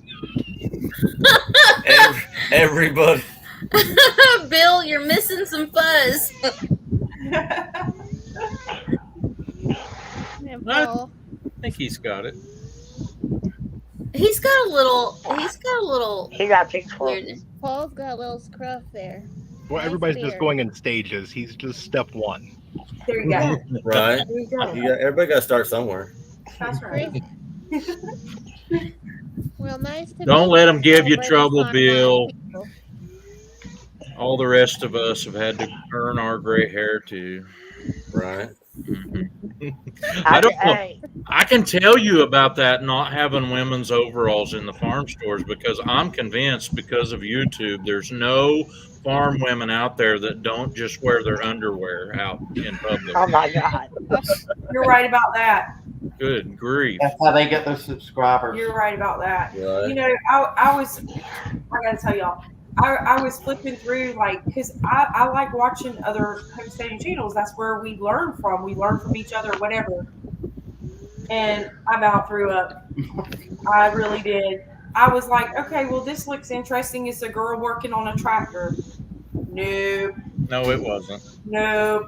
I was It like, are you kidding me? And this is what gives women a bad rep and a bad name. I mean, that's not, to me, it's Yeah, but there's still some men that it's will so watch it. disrespectful. Right, exactly. And Justin. how can you disrespect yourself as a woman that way? I don't. Bowen don't have a filter tonight either. I was going to say, it's not some men. Go look at the subscriber count on those. Oh Yeah. yeah. Oh yeah. Exactly. Yeah. Exactly. Well, I was just like, wow, a woman knows how to work on a tractor. That's pretty dang awesome, we had to quit letting certain people rake hay for us because nothing else got done. And Oh yeah. yeah. They all wanted They to were go check rolling. and see if they needed help. Like, I think she It's needs all help. fired, and I'm like, he's went 3 rounds around this field and didn't tie bale, and he didn't even know it. Yeah. So I want to say good evening to everybody up here. Amy and Chris, I love y'all. And I'm circling back for y'all. I want y'all to know that. I know we haven't done circle We haven't back. done a I circle know, back in a while. couple We weeks. haven't. Well, it's not like we planned to circle Yeah. back. We just, if I we need to, know. we will. So see, it's not scripted. Proof Yeah, it's right not- there. It's not yeah. scripted. We haven't Not done a circle scripted. back in forever. Yeah, and I I know like Bowen circle has. things. I know Bowen, you have to circle back with your pipe. I know that. Oh God. I forgot. You forgot. Right. Yep, Yeah, Bowen forgot see? his Hold on. pipe. Hold on. Hold on. Hold on. Hold on. Hold on. That's next week. Y'all need to remind me. All Text me or right, something. I'll remind you. We love you, Bowen. He said, "Hold And on." hello to Um, Base Camp Unbounded. Hey, Paul Case. That's Minister Paul Case, y'all over there. Wonderful. And the is that Chris Rule 21C? So nice to meet you. God bless you and celebrating farm life. It's nice to meet y'all. Nice meeting you too. Me Yeah. too. Meet So you. I like to, I love to make friends. To me, it's about friendship more important than anything. I don't care about my numbers. If y'all can see, I don't have many subscribers, but I do have a lot of love to give. But tonight, I'm gonna do my mom's pedicure, and I've been so busy. I haven't even got to it yet. But my mom wants to say hey to y'all. She's here tonight with me. We're not on. I have my profile up, but she's gonna say hey. Her Mama J. Say hey, mom. Hey, y'all. Jesus loves you all, so do I. Bless you all. Yeah. That's my mom. So I'm a mama's girl, yes. And so anyhow, I wanted to also say my condolences to Angie. I read that here in the chat that her dad recently passed away, and my heartfelt thoughts and prayers are with you, Angie. And I know I seen that Tony was in Florida. You know, Tony and Angie from our cabin in the woods. And just keep everybody in our prayers because we have a wonderful community, and when we lean in together, we're stronger. But we're all like minded. We do different things, but we all come together as a collective whole. Mm. Right. Amy's a Right. wonderful channel. No, he fell asleep. Jan's wonderful too. She's so sweet. I know Josh grows some of the biggest watermelons, like 74 pounds watermelons. Right, Amy? Yeah, And Josh from yeah, Sherman Family Sher- Farms. Yep. Sherman Family Farms.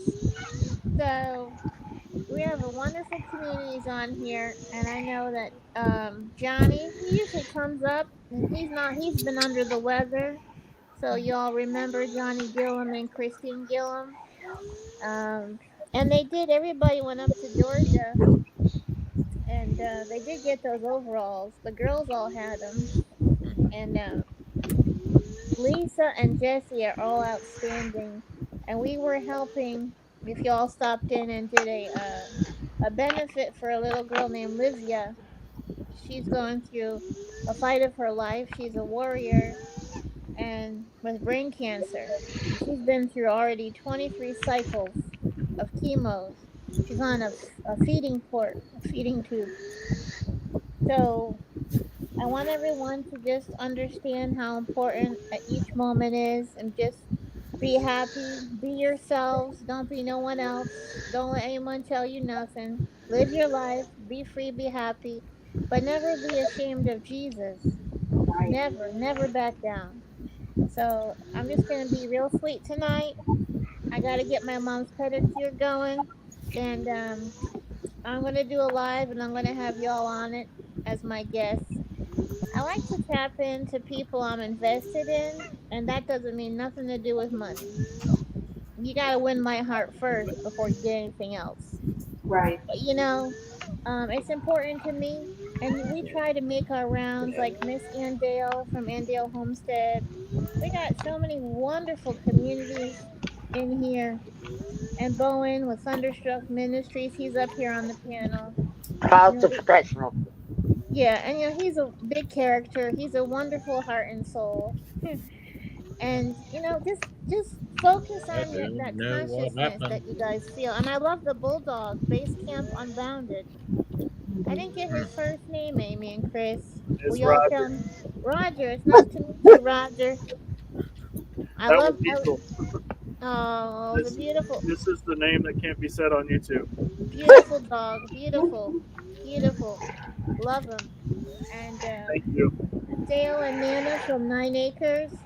They're so wonderful. Dale gets up here. He's really been doing a lot.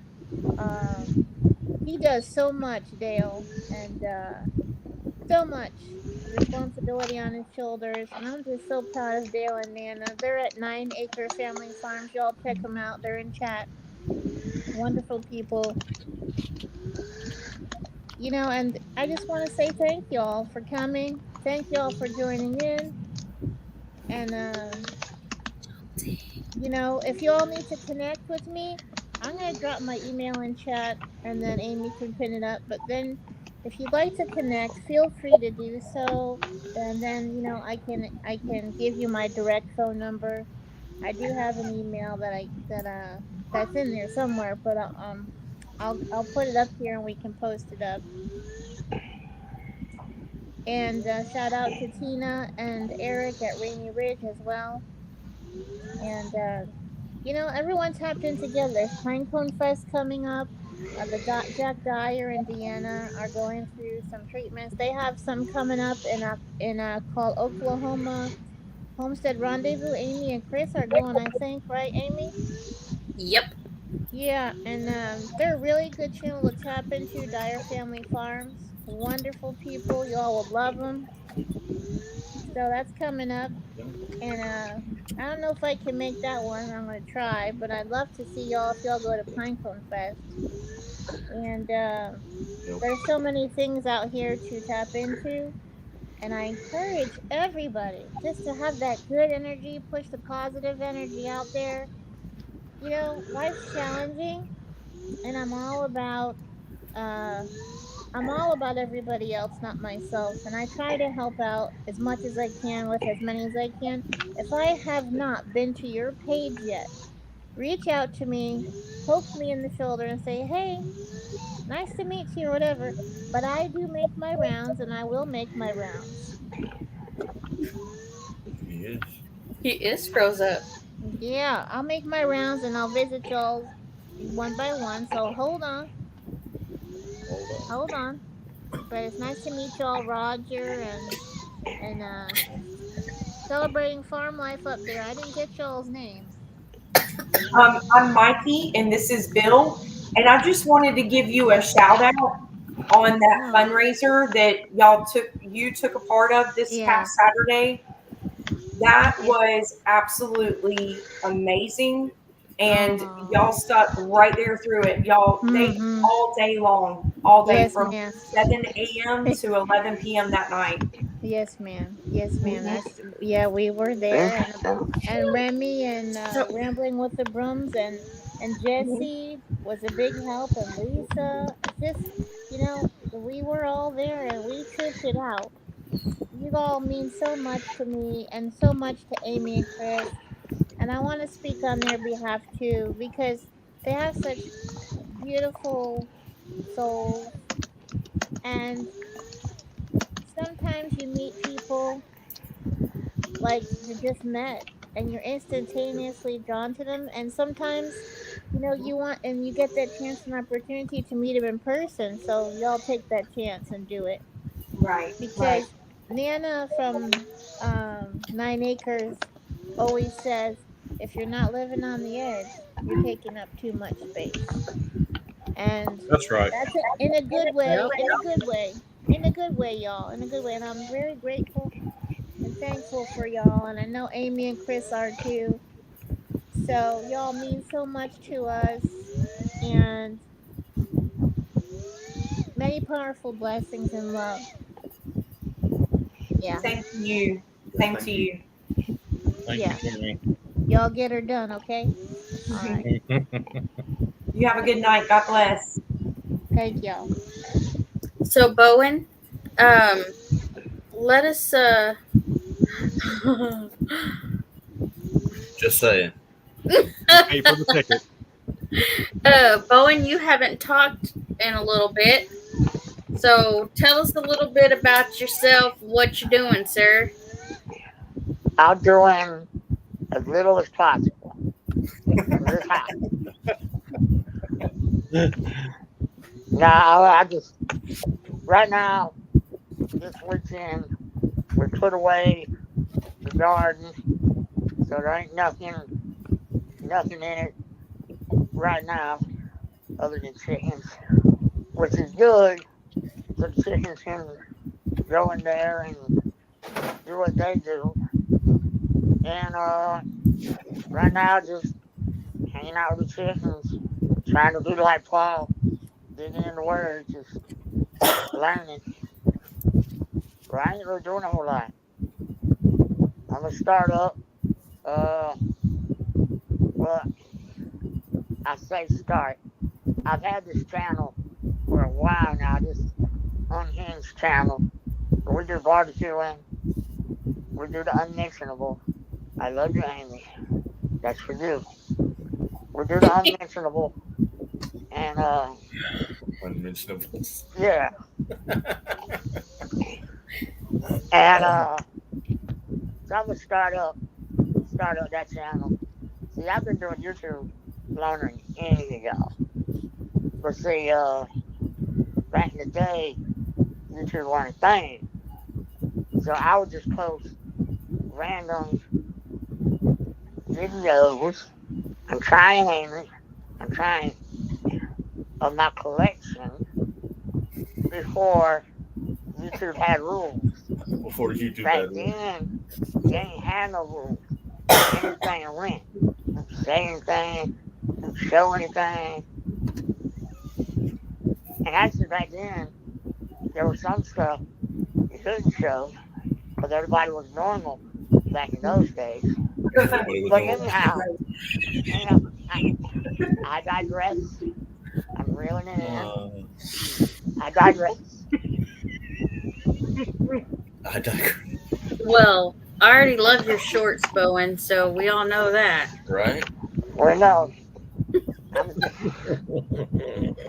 I'm gonna buy a new pair just for you. Freedom stick videos. It's a cordless hole puncher, the Bluetooth hole punch. Yeah, It's a long distance hole punch. the thunder-sticks. Right? So that's how I got my name. You know, I've been collecting for a while. I mean, all of us good old boys, you know, we got one when we were like 2 years old. So, I mean, yeah. But anyway, so yeah, I'm just hanging out, trying to push content. I need to make long form videos. I got hooked on those shorts, and there's no editing. Even though I know how to edit, I just don't like doing it. It's not my jam. It's not But what I want to say was, I really encourage Mikey and Bill, you know, because you're over here with me. Yeah, hit up all those homesteading events. You know, we're lucky to be over here in North Carolina with, you know, Justin Rose and all them. So we got some great events. They're not meetups, but you know, we can sneak off and do our own thing. But yeah, they're really fun, really educational. Even though I grew up in a country family, you know, the homesteading, you know, it's still the generation. My mom's an accountant. My dad's a businessman.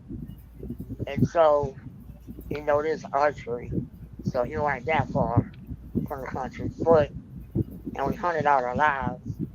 And, but we didn't grow nothing. We didn't have chicken.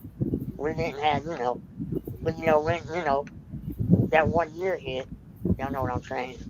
When that 1 year hit, a little bit prior, because I'm kind of like Jeff. I've always been a prepper. I've been a prepper way before a homesteader. So I got all the packages. I got all the food.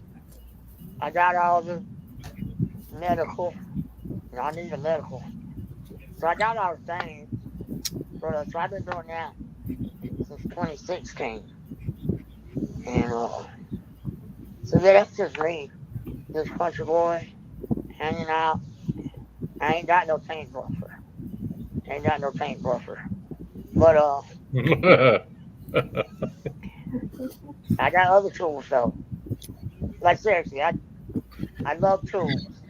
I like black and yellow. Just saying. I'm a do-all guy. Oh. I'm invested. Sorry, Chris. Uh, Why are we leaving? Who's It's leaving? all right, I guess.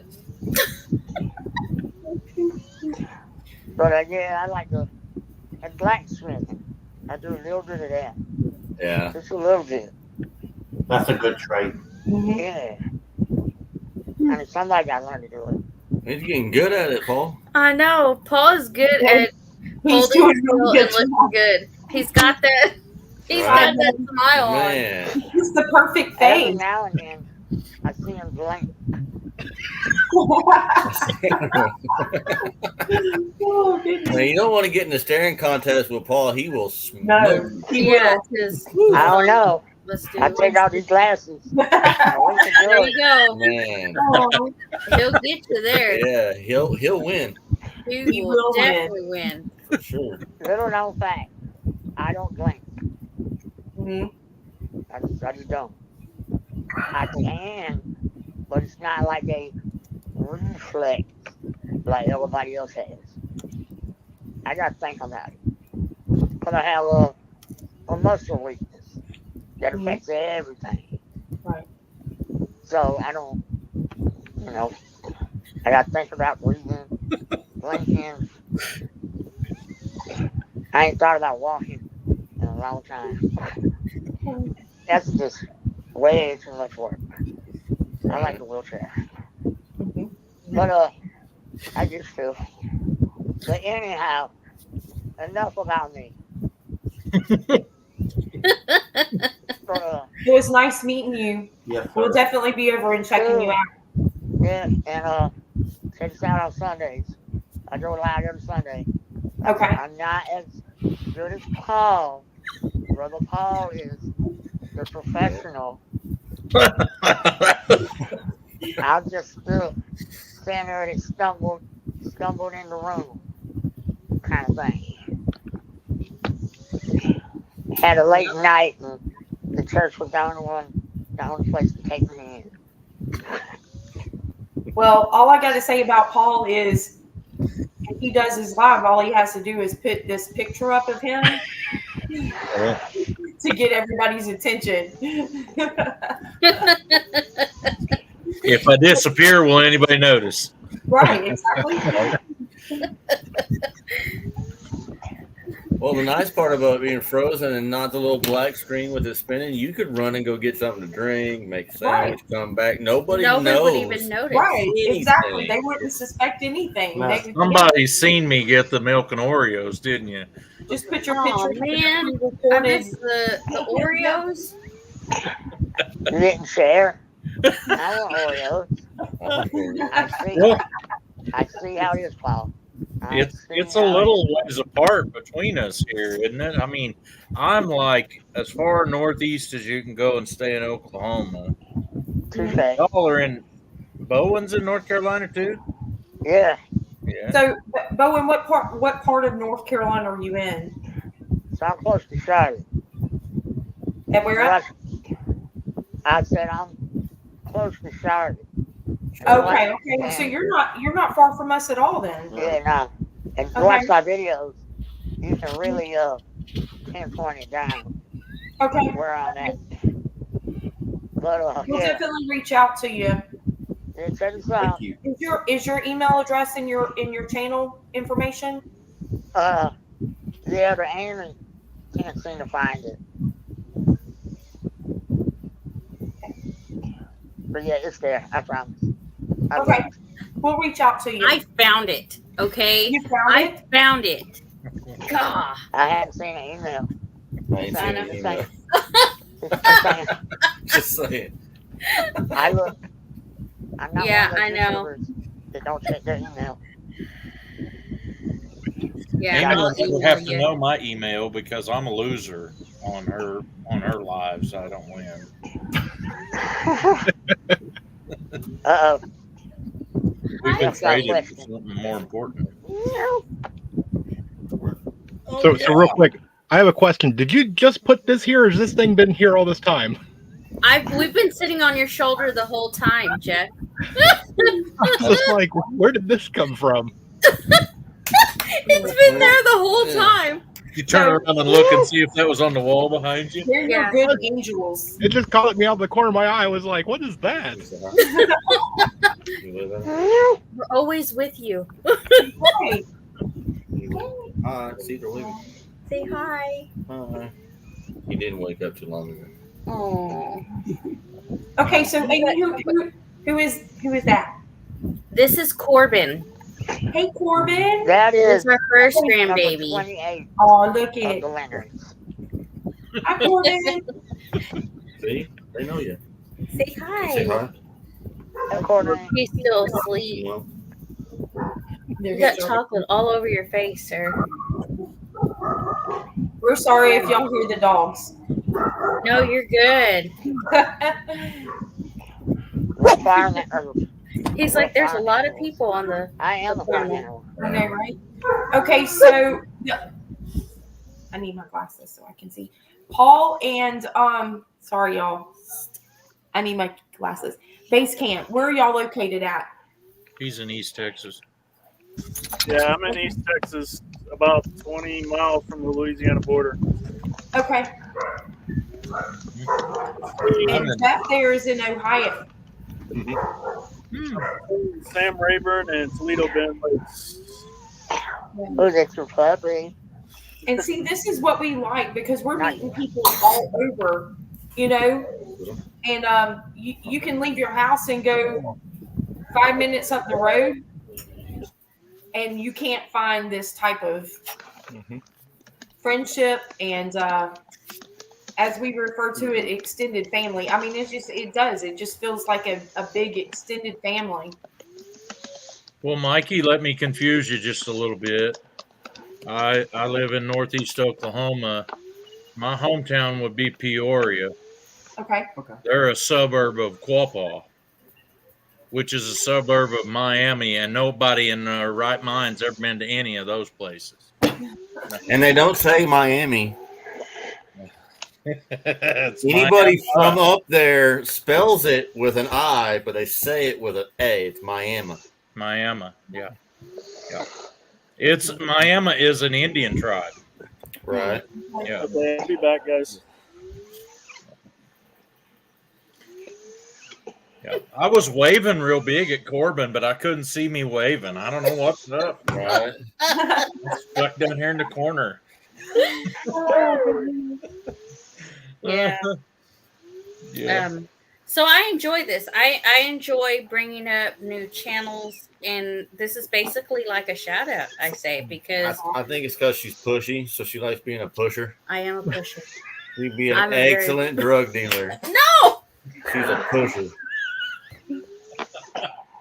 Where I come from, No! Hey, We call kids, that try new. this new candy. You'll never sleep ever again. Oh man. I'm joking. She wouldn't be a good drug dealer. No. No. Oh. She's friendly as all get out, but she carries guilt, right? She's gonna turn herself in. Right.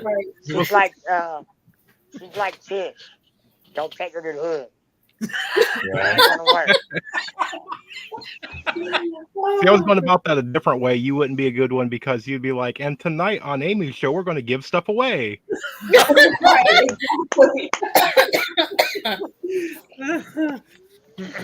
Uh-oh. I wish I had free For stuff. no particular reason. Uh-oh. Oh my. Ooh. Troy is not in Oklahoma. He is in West Virginia. Oh, I got mail today. See? Yeah. And Texas Raiders down here just trying to confuse people. Yeah. With a name like that. Texas and Raider is not not being in Texas. Yeah, he's not in Texas. Where are you? He's in Oklahoma. If you know, you know. Yeah, if you know, you know. Mm-hmm. Yeah. Hey, Texas needs to go to the Starbucks in his new hometown. And when it's cold in there or warm in there, depending on the season, you're welcome. I did the AC in that Starbucks in your particular town, and I'm not going to say because I don't want you to have stalkers. Yeah. Right. I Yeah. got so. But you're welcome for the. I don't know if he probably ain't even gonna go to Starbucks. I don't see that man being like a mocha frappuccino kind of guy. Just Yeah. saying. I don't think so. But I you should like go my in there and just tell them, "Hey, this ain't coffee," and leave. They get a kick out of that when you go to the drive-through and be like, "Hey, do y'all got any coffee?" And they say, "Yeah, we got this and this and this and this." Like, none of that's coffee. That's not coffee. That's not coffee. I like And then the coffee. sizes. It It's gets on my black nerves espresso. when we turn the store over to them. Like when we got done with them, we would turn it over to the Starbucks people, and they would joke about like their sizes. There are have weird names, and none of them are large, small, medium. None of them. It's all like the one that sounds like it would be large. You know, grande. That's Mexican for large. That's the smallest one. Yeah. That's bass backwards. Yes, yeah, I agree. I always have a hard time with the sizes It's if like- we ever do. When you go in there and say, "Hi, I'd like a medium," and like we don't have those. I'm like, do you have 3 sizes? Yes. Do you have one that's bigger than the small one and smaller than the big one? Yes. That's Give me medium. one in Dude. between, right? Yeah. Exactly. I don't have to. Why should I? I don't have to. Unhinged. I don't have to tell you how. I don't have to. Why should I have to dictate your verbiage is wrong? If it's the middle size, that's medium. I don't care what you call it. In America, that's what we call medium. The small one we call small. The middle one we call medium, and the big one we call large. You calling grande the smallest one just proves that you started out wrong. That's right. We don't have small, medium, large. Do you have 3 sizes? Yes. Then you have small, medium, large. I don't care what you call them. Note to Amy: never ever take Chris to Starbucks ever. No. Mm-mm. No. Nope. I will, Jennifer. I've been there because I've gone and got her stuff from there, but they have. I'll take care. The coffee. I got you, bro. All blonde. That's right.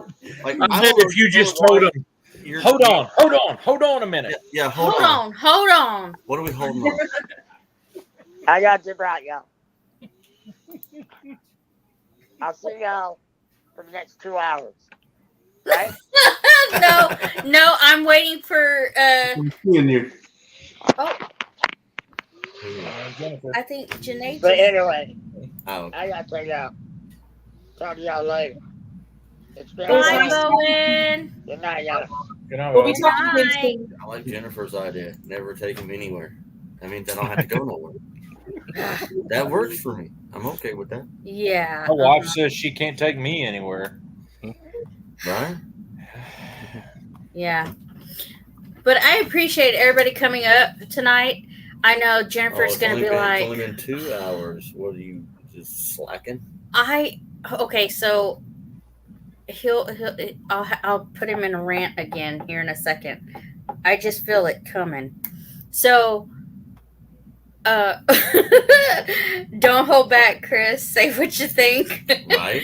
So today I got the biggest headache. Okay. And I took baby boy to the doctor and stuff. And so I'm tired. I don't know if it's the weather. Like I was telling Mikey, I'm just like, I know Amy wants to run to the mailbox. That's what it is, Jennifer. I just didn't want to tell nobody. Gosh. No, I'm not taking Chris to Starbucks in the morning. No. There's no coffee there. For what reason would I go to Starbucks in the morning? Overpriced, not coffee. Yes. No. So if you can hold the cup up and look through it and see through it, it's not coffee. Cups of hot milk with coffee flavor. Yeah. We actually went to buy Dunkin' Donuts the other day, and I'm not into all this latte and frappuccinos and stuff like that. I mean, just give me a cup of coffee. But I do like the French vanilla flavor. So they made me something. Me too. See, I told you, Amy, we're sisters. Across the country, sisters. But anyway, that was the first time, like, I tasted it. You could actually taste coffee. It was so good. It was really good. Yeah, you go to He's just a Starbucks. rule to order. I like it. I'm Sometimes with it you depends on on, I guess, who makes it, but sometimes, It's hard to enjoy an $8 cup Yeah. of coffee. Yeah, no. especially when you order it, there's no consistency. Like sometimes you can order it and it'll be really, really good. You'll go back and order the same thing, and it's like, what is this? Yeah. That's because a different barista makes everything differently because there's 57 things that make it up. And it's really easy when you got that many ingredients. It's really easy to screw it up way left field. Right. It's amazing how you can take the Folgers and pour it in a little paper basket and turn the water on, and the entire jug underneath there tastes the same. Every cup you get out of that jug of coffee that falls out, every cup tastes the same. Exactly. Yeah, Unless it's hubby amazing. makes it. We always pick on each other about that because I like my coffee strong. I can't make coffee. That's two things I can't make: coffee and grits. I can cook you a 4-course meal, but I cannot cook grits. Not in a hurry. She gets a kick out of the fact that I don't put anything in my coffee. Like, but his mustache. I told her, like, the only thing I put in my coffee is my mustache. Like, Same. There you go. Like, Wow. If you make the coffee right in the first place, you shouldn't have to doctor it. Was that Well, Dale's that's comment you just put Hey, up? oh, sorry, Jeff. Go ahead. Yeah, I want to see a short of Dale going in and ordering that and then drinking it. Yes. Yeah, that sounds like a good short. That sounds like a good one. Yeah. See, Yeah. Dale's got it right. If you like the way the Starbucks coffee tastes, great. Grind your own, and then the entire pot tastes the same. You don't have to worry about it tasting different. But it's not going to be their fancy bougie white girl 900 ingredient crap. There He you has go, to think Dan. about bougie white girls. I'm just saying. Well, I like hazelnut too. Hazelnut's my first choice, and then French vanilla. Well, I married a Mexican from West Texas, and then I realized she's a bougie white girl in Haiti. I'm old school. I like the powdered coffee creamer. Just a plain Been there, original done that. powdered coffee creamer. And hazelnut, Simply Jan just put on there, hazelnut is the best when it gets fall, and it's like you can just taste the season. To me, it's so good. It's cozy. But I got something for y'all. Somebody told us this past weekend, never tried it before. He did, actually. It wasn't that bad. I sipped it.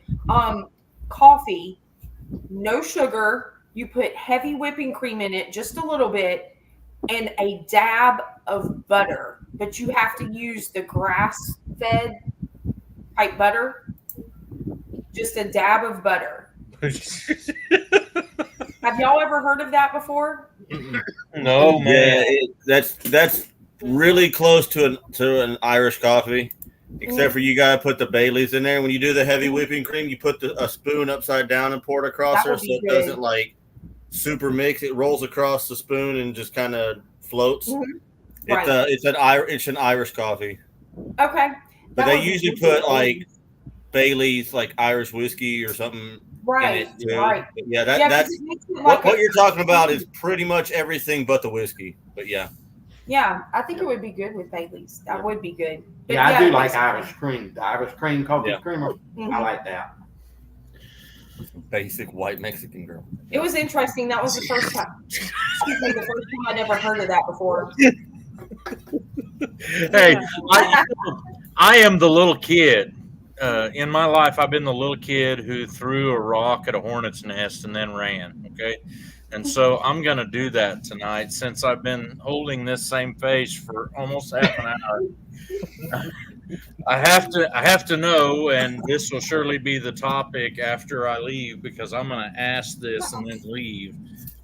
Chris, does your bougie white girl carry a dog in her purse? And Paul left the building. Yes, Paul has left the chat. Well, no, she does not. Not yet. Because her bougie white girl dog is too fat for her purse. So the other day, she went and got her dog, and I use that term very loosely because that's not a dog, but She's a dog. She got one of those dog strollers. Oh, goodness. And everybody's face did the exact same thing at the exact same time. That was hilarious. Oh, and to get it even better, because you notice how she has her layout, her theme is all teal and whatnot. Her dog stroller is teal. Makes sense. Well, it's a good color. Yes. Well, there's a reason for that. Yeah, our dogs are almost 100 pounds a piece. And Shep's probably going to be about 125, 150. He's a big boy. Yeah, Tucker would like riding in it. Well, see, that's the thing. My dog is big enough he can actually carry stuff for me, and I don't have to carry him. I have a 130-pound German Shepherd. I can put a backpack on that dog. You can't put a backpack on her dog. You have to put her dog in a backpack. Roger, do you know who that is? I didn't hear who you're talking about. It might cut out. On the screen. Do you know who that is? Oh yeah, it's Tyler. Yeah. And Amy. Yeah. I mean, Tyler. Ty and Shy is Shy. what we, yeah. It was Cheyenne, right? Yeah, I believe so. Yeah. Yes. Ty and Shy. That's their new channel. Their new channel. But man, they got shouted out by the Crockers, and they're almost to their 1,000 already. Oh wow! And they just started not too long ago. Nice. Awesome. But their content is hilarious, and I'm telling you, I found 4 words because they do a scavenger hunt inside their videos where you have to find that word. It's a certain word that they put in all their videos, and it's a different word, I should say. But if you're paying attention, you find it. And I've found 4 so far. My eyes hurt sometimes because I got to squint really hard, but I find them. Dang it! Because he edits them in there. So he edits them in. They're not in reality, but he puts them in editing. So they're like super, super almost see-through, kind of barely there in the mist kind of stuff. It's hard to find sometimes. Yeah. I was catching up on some of their videos today and commented to Tyler that I had some pizza delivery stories to tell him. I tell you what, he is a hard worker, though. I have to give it to Ty. He is a very hard worker.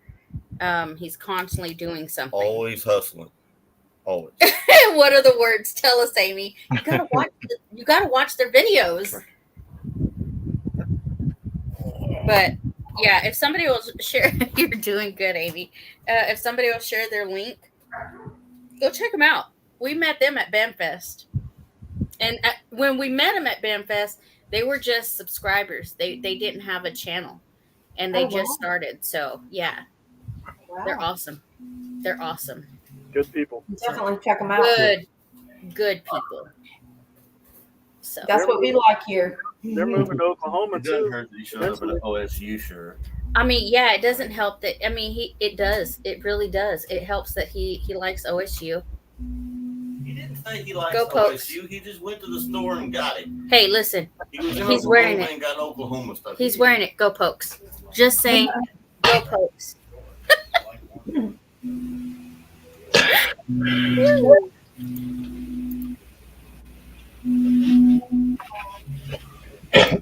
It was nice meeting you, Paul. Wait, hold on. What was you doing? Walmart. Just don't do it upside down. No. See, Sean, he said boomer. No. No.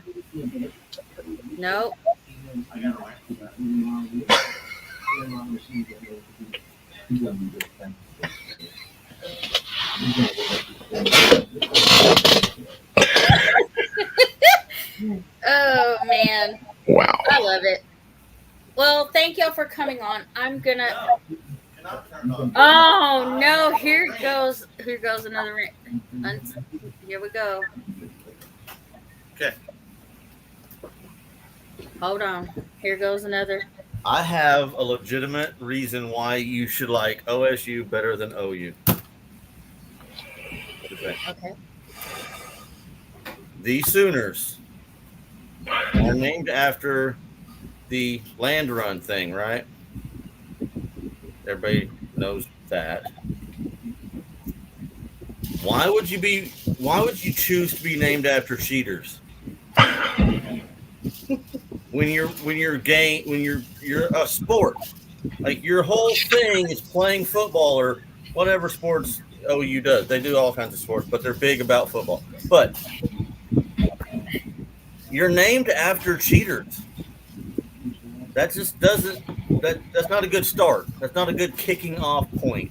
Like we named our team after the famous Oklahoma cheaters. Now, if I had to pick between the OU cheaters and the OSU Cowboys, I'm going to go Cowboys because Cowboys weren't cheaters. I don't like talking about cheaters.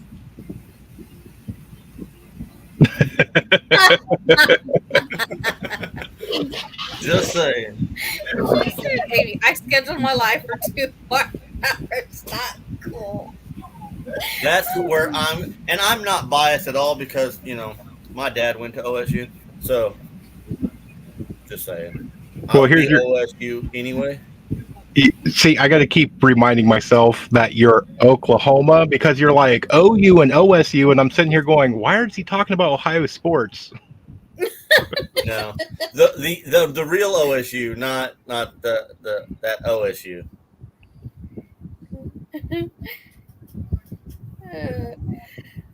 Just saying. I got at least another not the Ohio hour State. and a half in me.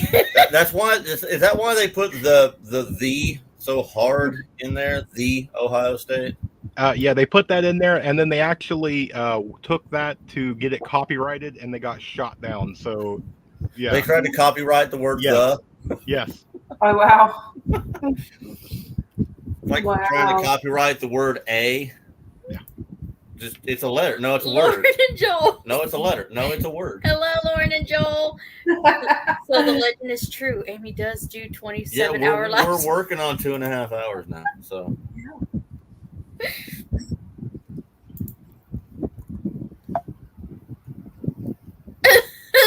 Bowen says I'm good till 2 a.m. No.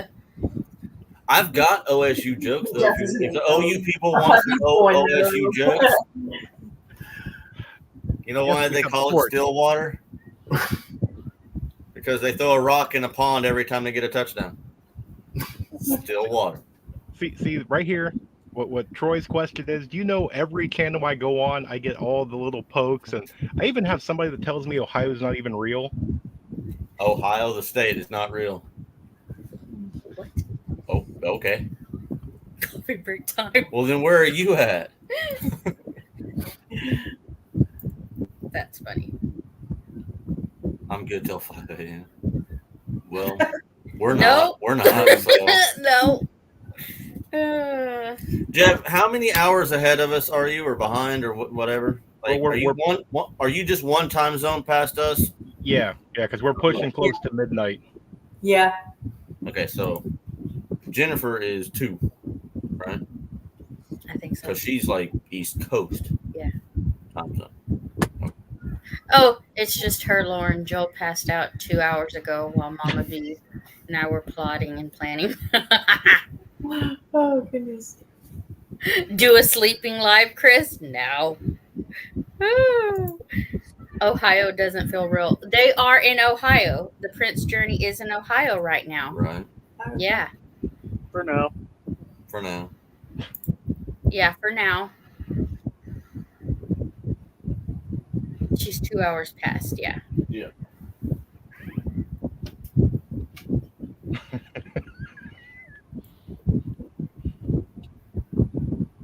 What is a Buckeye? Does anybody even know that? That's your thing. Go for it. I was just waiting to see if anybody else knew. I looked looked it up once, but I can't remember what it was. It's a useless nut. Mm-hmm. That's Remember, fitting. remember Good night, David? Tony. Good to see you. Good night, Tony. Our cabin in the woods. Mm-hmm.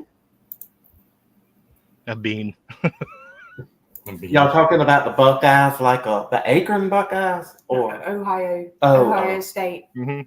Yeah, I actually did a Ohio State whenever the little whenever I was doing crafts and stuff before we did our farm stuff here, but because I like doing stuff like that, and figured out I had no idea. I started painting and had a talent I had no idea I had, and so I ended up making like a candy dish for somebody that grew up in Ohio, and they wanted that on there. It was kind of neat. It turned out really good. yeah, never took an art class in her life, and she can paint.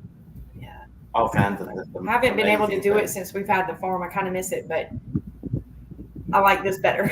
I was going to say, just have him build and you like paint and decorate it. Right. Mhm. Well, that's honestly that's what we would do a lot.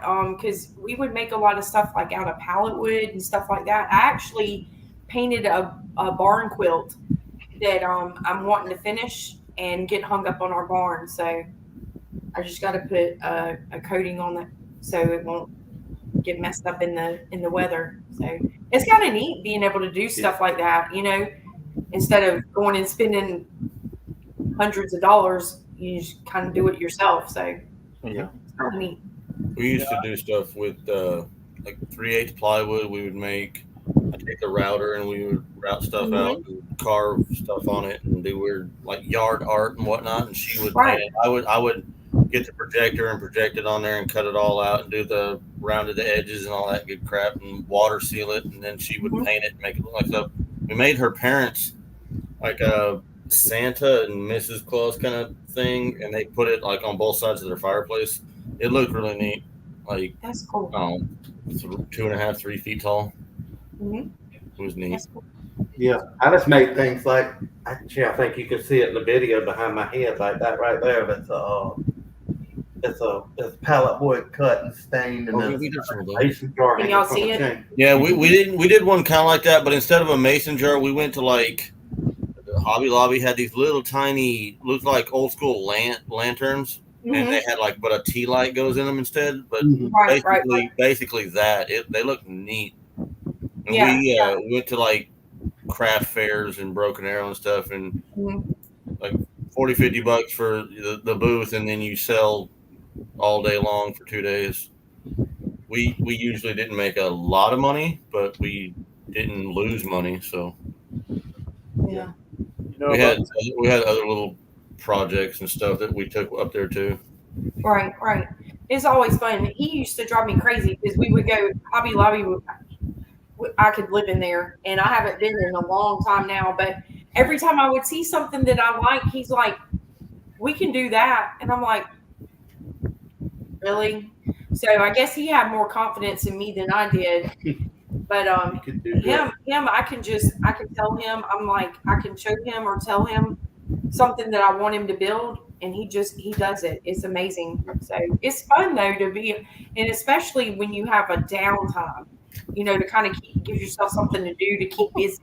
Yeah, but for a guy, there's really nothing to do in Hobby Lobby after about 10 minutes. No. Right. Like 4 hours later in Hobby Lobby. Yeah. The only thing I go to Hobby Lobby for is I'll walk through the aisle that has all the model cars and stuff, and the battleships and the planes, and like I don't want to make that stuff. I just walk through and look at it and think it's cool, but I ain't gonna spend 4 hours of my life trying to put little tiny pieces of plastic together and glue and paint. No, but I'll look at the boxes and go, "Oh, hey, that's cool." I ain't doing it, but that's cool. That's cool for somebody else to do. I'm not. Yeah, they just need to put like academies or sporting goods stores next to the Hobby Lobby. Yeah. Right. Your store, my store. Yeah. Yeah. There you go. Well, they did that in Jinx. It's called the Outlet Mall. There's like 57 stores in one big, massive building. And you can just walk around. They got like courtyards in between them. Like, I'll be over there at Under Armour. You can go over here to Ann Taylor and do your whatever. Right. See, Mrs. Rural, she cannot take me because she goes in there to get cake decorating things and all this other stuff. Oh wow. If she leaves me alone, I take the letters and spell things out, or I take the little things and I start making my own craft in the aisle. I've done that. Right. I spelled my name. And when you go to Hobby Lobby, and they have the little 3-inch cubes with letters. I put my name and like write words to people and all kinds of stuff. Right. So Mrs. Rule bakes cakes. Yes, she does the kind where you pay way too much money because it looks way too good. And I have always said this: the better it looks, it doesn't taste right. all that modeling chocolate and fondant tastes horrible. And they I are pretty. never but liked no, fondant cakes. I just don't like them. But They're they pretty, look great. but Yeah. I don't like the texture. It's a texture thing for me. It's a texture thing for you on a lot of stuff. Yeah, I know. And they will literally tell her, like, I want it to look like this, and it's big, it's 3 parts or whatever. I'm sitting here like, because you've got to cut it. It's not just a square or whatever. So she's cutting all these little pieces, and I'm just kind of reaching over and.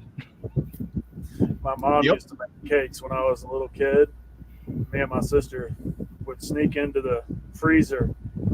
She would make little flowers out of icing and put them in the freezer to harden. Me and my sister would go in there. Uh-oh.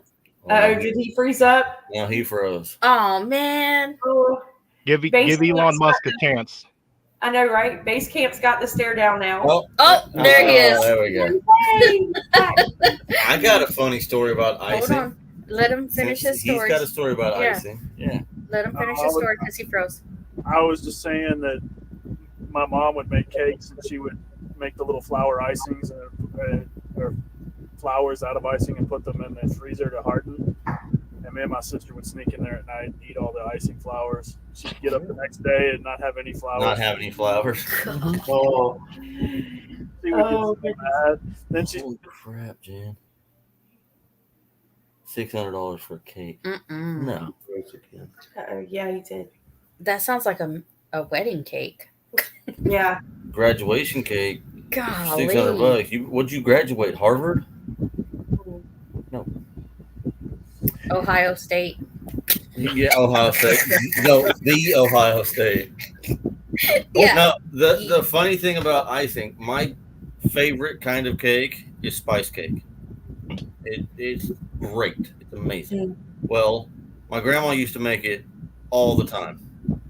And she is no longer with us. So now she's making spice cake because she wants to keep it going and she knows how much I like it. And I got the recipe from my mom after my grandma died. And at the bottom, it has a little thing down here that talks about icing. Like it has a recipe how to make icing to put on this cake. And I didn't know that cake had icing because my grandma never put icing on that cake. I thought it was kind of like one of those, the banana nut bread that you don't put icing on. I thought it was like that. It's not. It has icing. It's meant to have icing. But my grandma said that years ago she quit doing the icing because it never made it to that point. I would start eating it before she could even get icing put on it. So she just eventually stopped making the icing in the first place. Like, no, I'm not even going to try because I'm not going to ice a half a cake. I was like, really? Around? What? We're up here and Jeff's down here. Yeah, when I know when we're people next to y'all now. 6 or 8 people come in and it shifts everybody into like 2 rows of 3 or 4. When they start leaving, depending on who left when, it shifts everything weird after that. That means that you get that thing now. Yeah. You get those people up there. Yeah. Apparently my camera's backwards. I know. Yeah, I keep doing that. I'm pointing the wrong way. Yeah.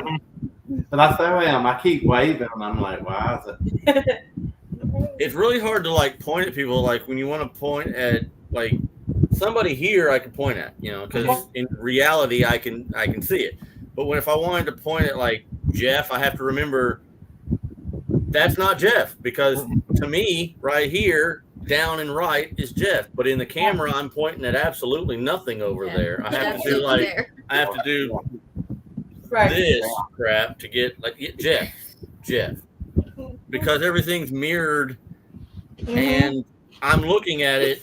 So to me, it's in my brain, it's down and to the right. But when I do that on the screen, it's like there's nothing there, stupid.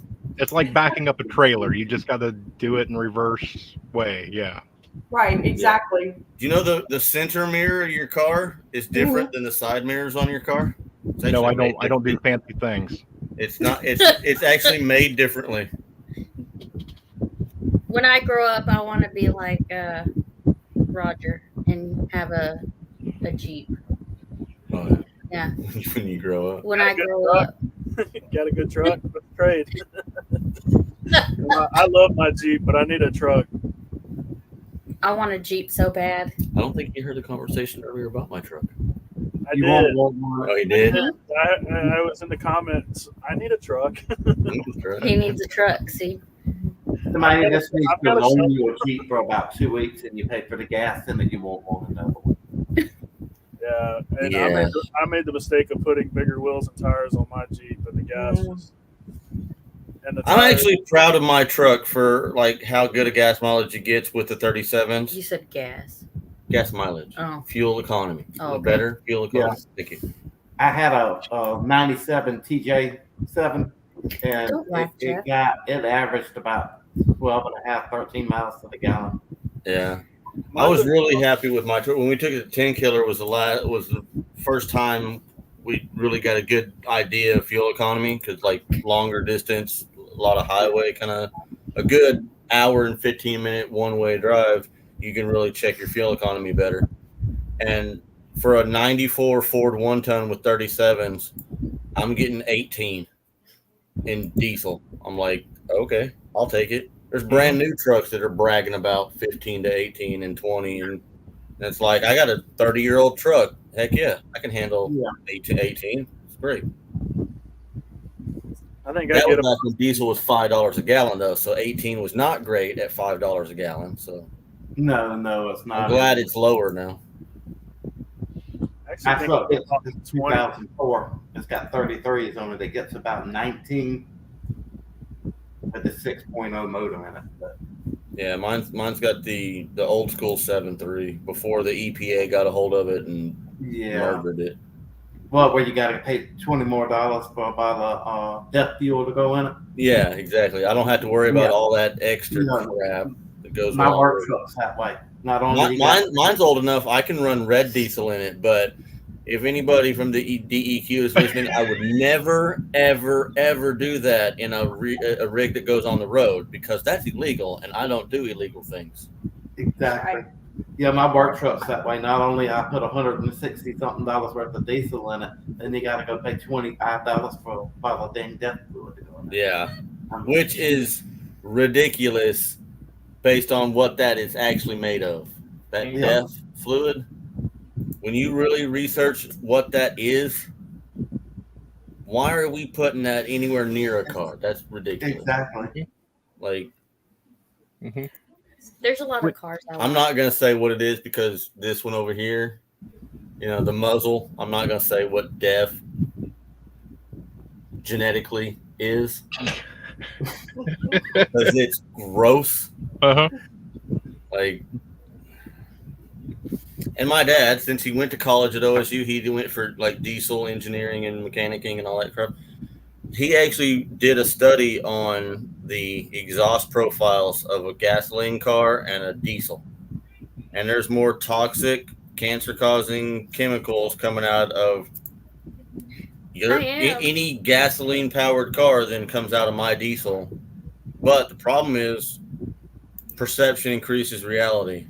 And if you can see the exhaust in my diesel and you can't see the exhaust on a normal car, my exhaust is worse because you can see it. Perception increases reality. You can see it, so it means it has to be worse. When in reality, just because it's black doesn't mean that it's worse than the clear stuff over here. There's more. There's way more nastiness coming out of regular cars than it comes out of diesel, but it's not black, sooty nastiness flying through the air, so the tree huggers don't see it the same way. Exactly. Which, did you see the report that just came out a little while ago about all the emissions control? What, that it's not working? Yes. Did you see that report? No, I just know that it's not working. I think I don't need a report to know it's not working. I think they said over the last 6 years, the U.S. has spent like $1.2 trillion in emissions control. And over that course of a lifetime, they looked at it and it's actually gone up like 1.8%. Well, it's the government getting in its own way. Shocker. They're just making money off of it along Yeah. Yeah. Mine's not black either. Mine has the American flag painted on it. Because, you know, I need another excuse to have another American flag somewhere near me. But yeah. Oh, you want to hear another story about the government getting in their own way? The forestry department. Oh, yeah. Like, you know how the wildfires are redonkulous nowadays, right? You know when they started getting bad? The early 70s. You know what else started in the early 70s? The forestry department trying to stop all the wildfires. The wildfires in California have got worse and worse since they stopped letting them happen. When you don't let a wildfire take and kill all the underbrush, and you let all that underbrush grow up, all you're doing is ladder fuel. And then when you do have a fire, it's 1,000 times worse than it would have been if you'd have just let the underbrush burn up the little stuff when it's this tall. Nope. We have to wait around and have a 30-year fire that's now 6-foot tall pine trees that are just burning up the fuel and getting higher into the normal trees. Right. And that's why we have year-long fire season now instead of just a fire season. Yeah. If you ask anybody that is like in that part of the country and works on like the fire department doing brush fires, they'll tell you that there's a paper trail. In like 71 or 72, they started doing all this controlled burn stuff to where they don't let the wildfires go anymore, and they're trying to control it and control it and control it. And that's since then the natural wildfires have stopped, and the ones that get out of hand and cause massive damage have got worse and worse. People causing the problem. The people are the problem. Yeah. Yes, exactly. That's why I don't like people. Y'all are okay with most people. We're okay. We don't like people either. Yeah, I'm not a big people person. No, She wants to go start a social media network thing, and I was like, I don't like people. But who talks more? Well, because it's like-minded people. These don't count as people. These aren't people. People are the ones you see at Walmart that you want to just run over with your shopping cart and my big Ford. Those are people. These aren't people. Oh my goodness. Back to my comment about if I won the lottery. We're the backbone of the country. Right. We're saying keep this country running. What were you saying, Roger? I was saying that goes back to my comment about if I won the lottery, most people would never see me again. Right. I told her the other day if I won the lottery, I would go to California. She looked at me like I was stupid because, you know, everybody knows how I feel about that particular, you know, geographical region. And I told her, no, it's not because I want to go over there and hang out with all the Californians. I want to go to California and I'm going to buy the entire state and tell everybody to leave. I like the state. It's beautiful. I just don't like all the stupid people that are there. And before all the California people start killing me, I know it's not everybody, but it's the ones in power and the ones in the cities that have the numbers to make all the rules. There's a lot of cool people in California. Right. But why would you go buy that? The oceans are going to rise and just swallow it anyway. I thought about that, and if I don't buy it, I was at least going to go make everybody jump up and down and hope it snaps off and floats away. Okay, everybody go to the West Coast and just jump up and down at the exact same time. And maybe we can cause that San Andreas to just snap and California will float away. Maybe we can do it here. If we all just do it here, it'll just kind of ripple across the country. Yeah, we'll do the wave. Everybody start doing the wave. Yeah. Maybe California will just snap off and float away. The butterfly effect. Everybody just start waving your arms. Yeah. Everybody turn on your little fans and point them that way. Wait, We'll just- that way or that way? well, way it or depends that on way, if yeah. you're doing the computer or not the computer. Okay. West. Point them west. That would be right towards you. I mean, yeah. Yeah. Yeah, west. I'm facing west right now. That's No, funny. wait a second. So you're facing west. Which way is everybody else facing here? I'm not facing west. I know which way he's facing west. Which way are Oh, you he's facing west? I'm Yes. facing west. Oh, crap. I I am facing west. Yeah. That actually is west. North is that way for me, but I'm actually pointing south because the camera. Yeah, me too. North is that way, but I have to point this way for it to look right to you people. That's so weird. Right? Beth says, "Is it working yet?" She's probably Just wanna-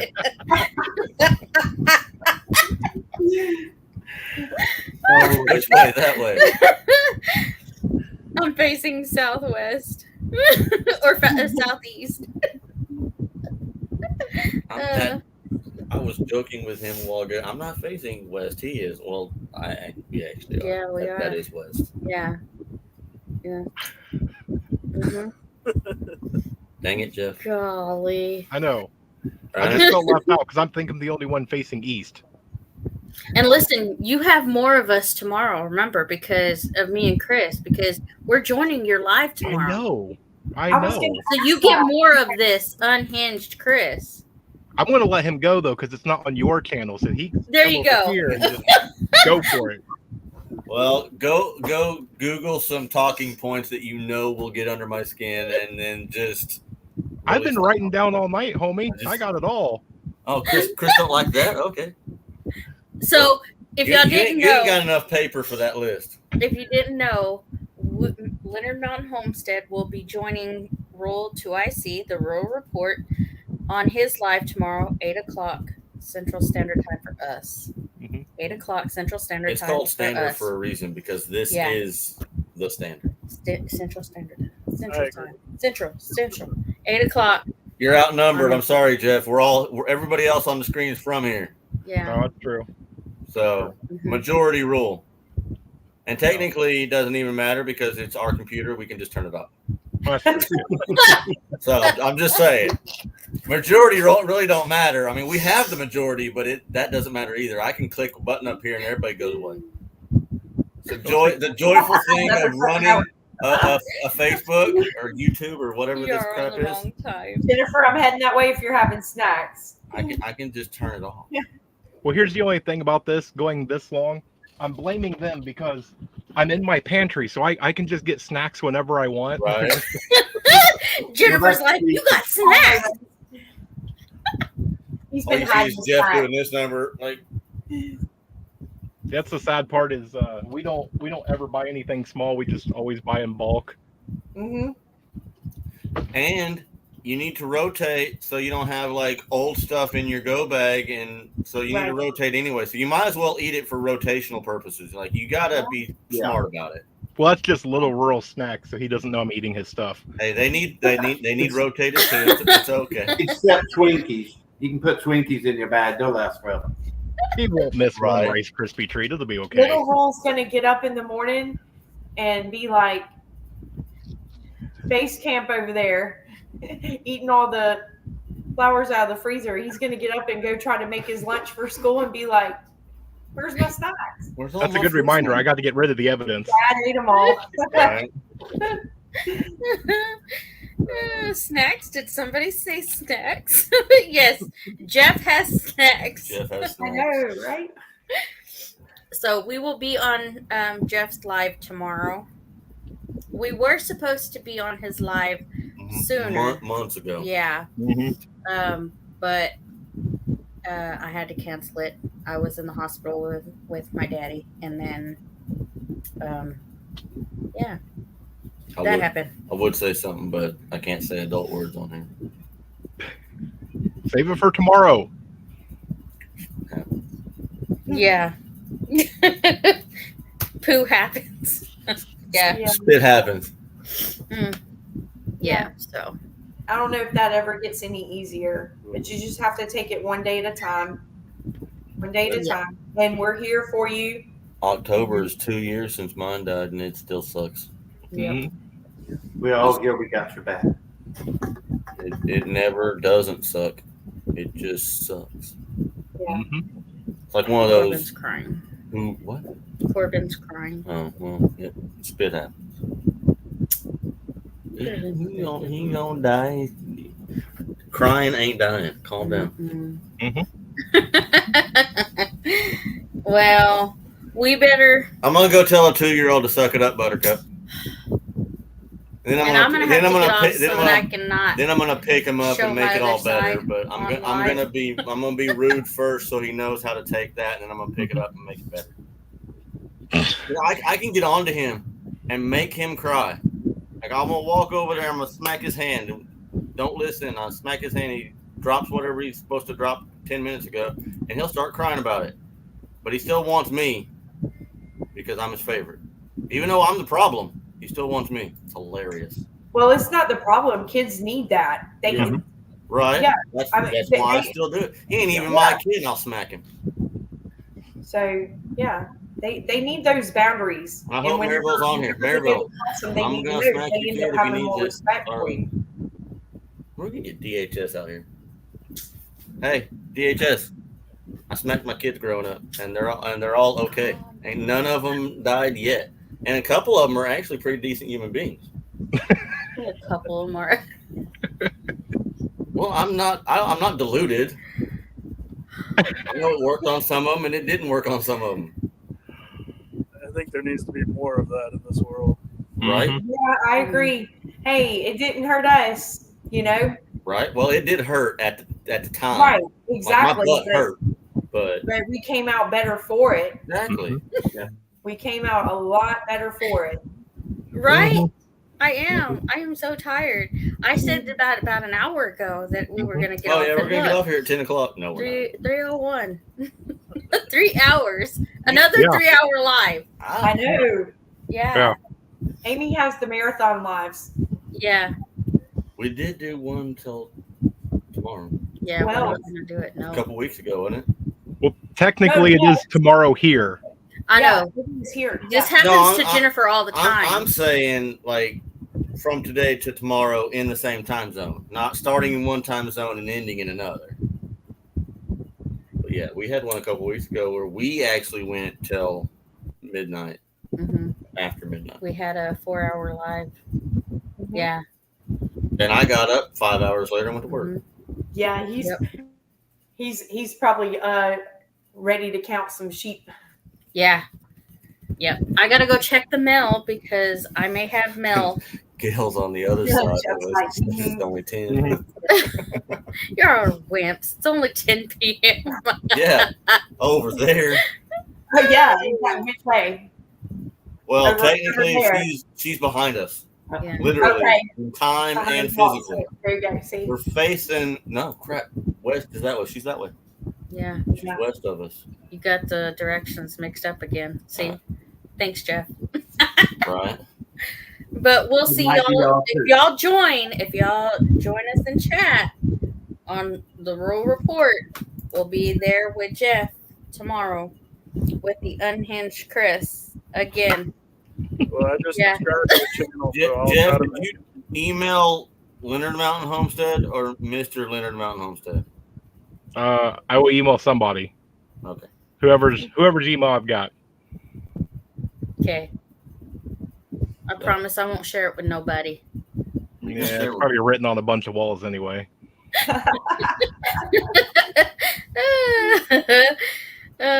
So yeah, thank you for coming on. Thank you for joining. Thank you for having us. Yeah, thank you for Mikey having us. and Bill. That is awesome that y'all are a big part of this community already. You just keep doing what you're doing. Well, thanks to y'all and Jeff and all of y'all out there that watch us. So Thank you.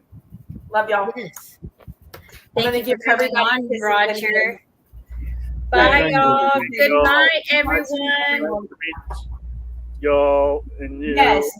Oh, see, I can't get it right. Base camp will definitely be over It was nice meeting y'all. Nice to meet Jeff, it you. was good to see you. Good night. See you All tomorrow. right, everybody. Hey, Chris. Bye to everyone in the comments. We'll see y'all Good tomorrow night. night. Good night. Good night. So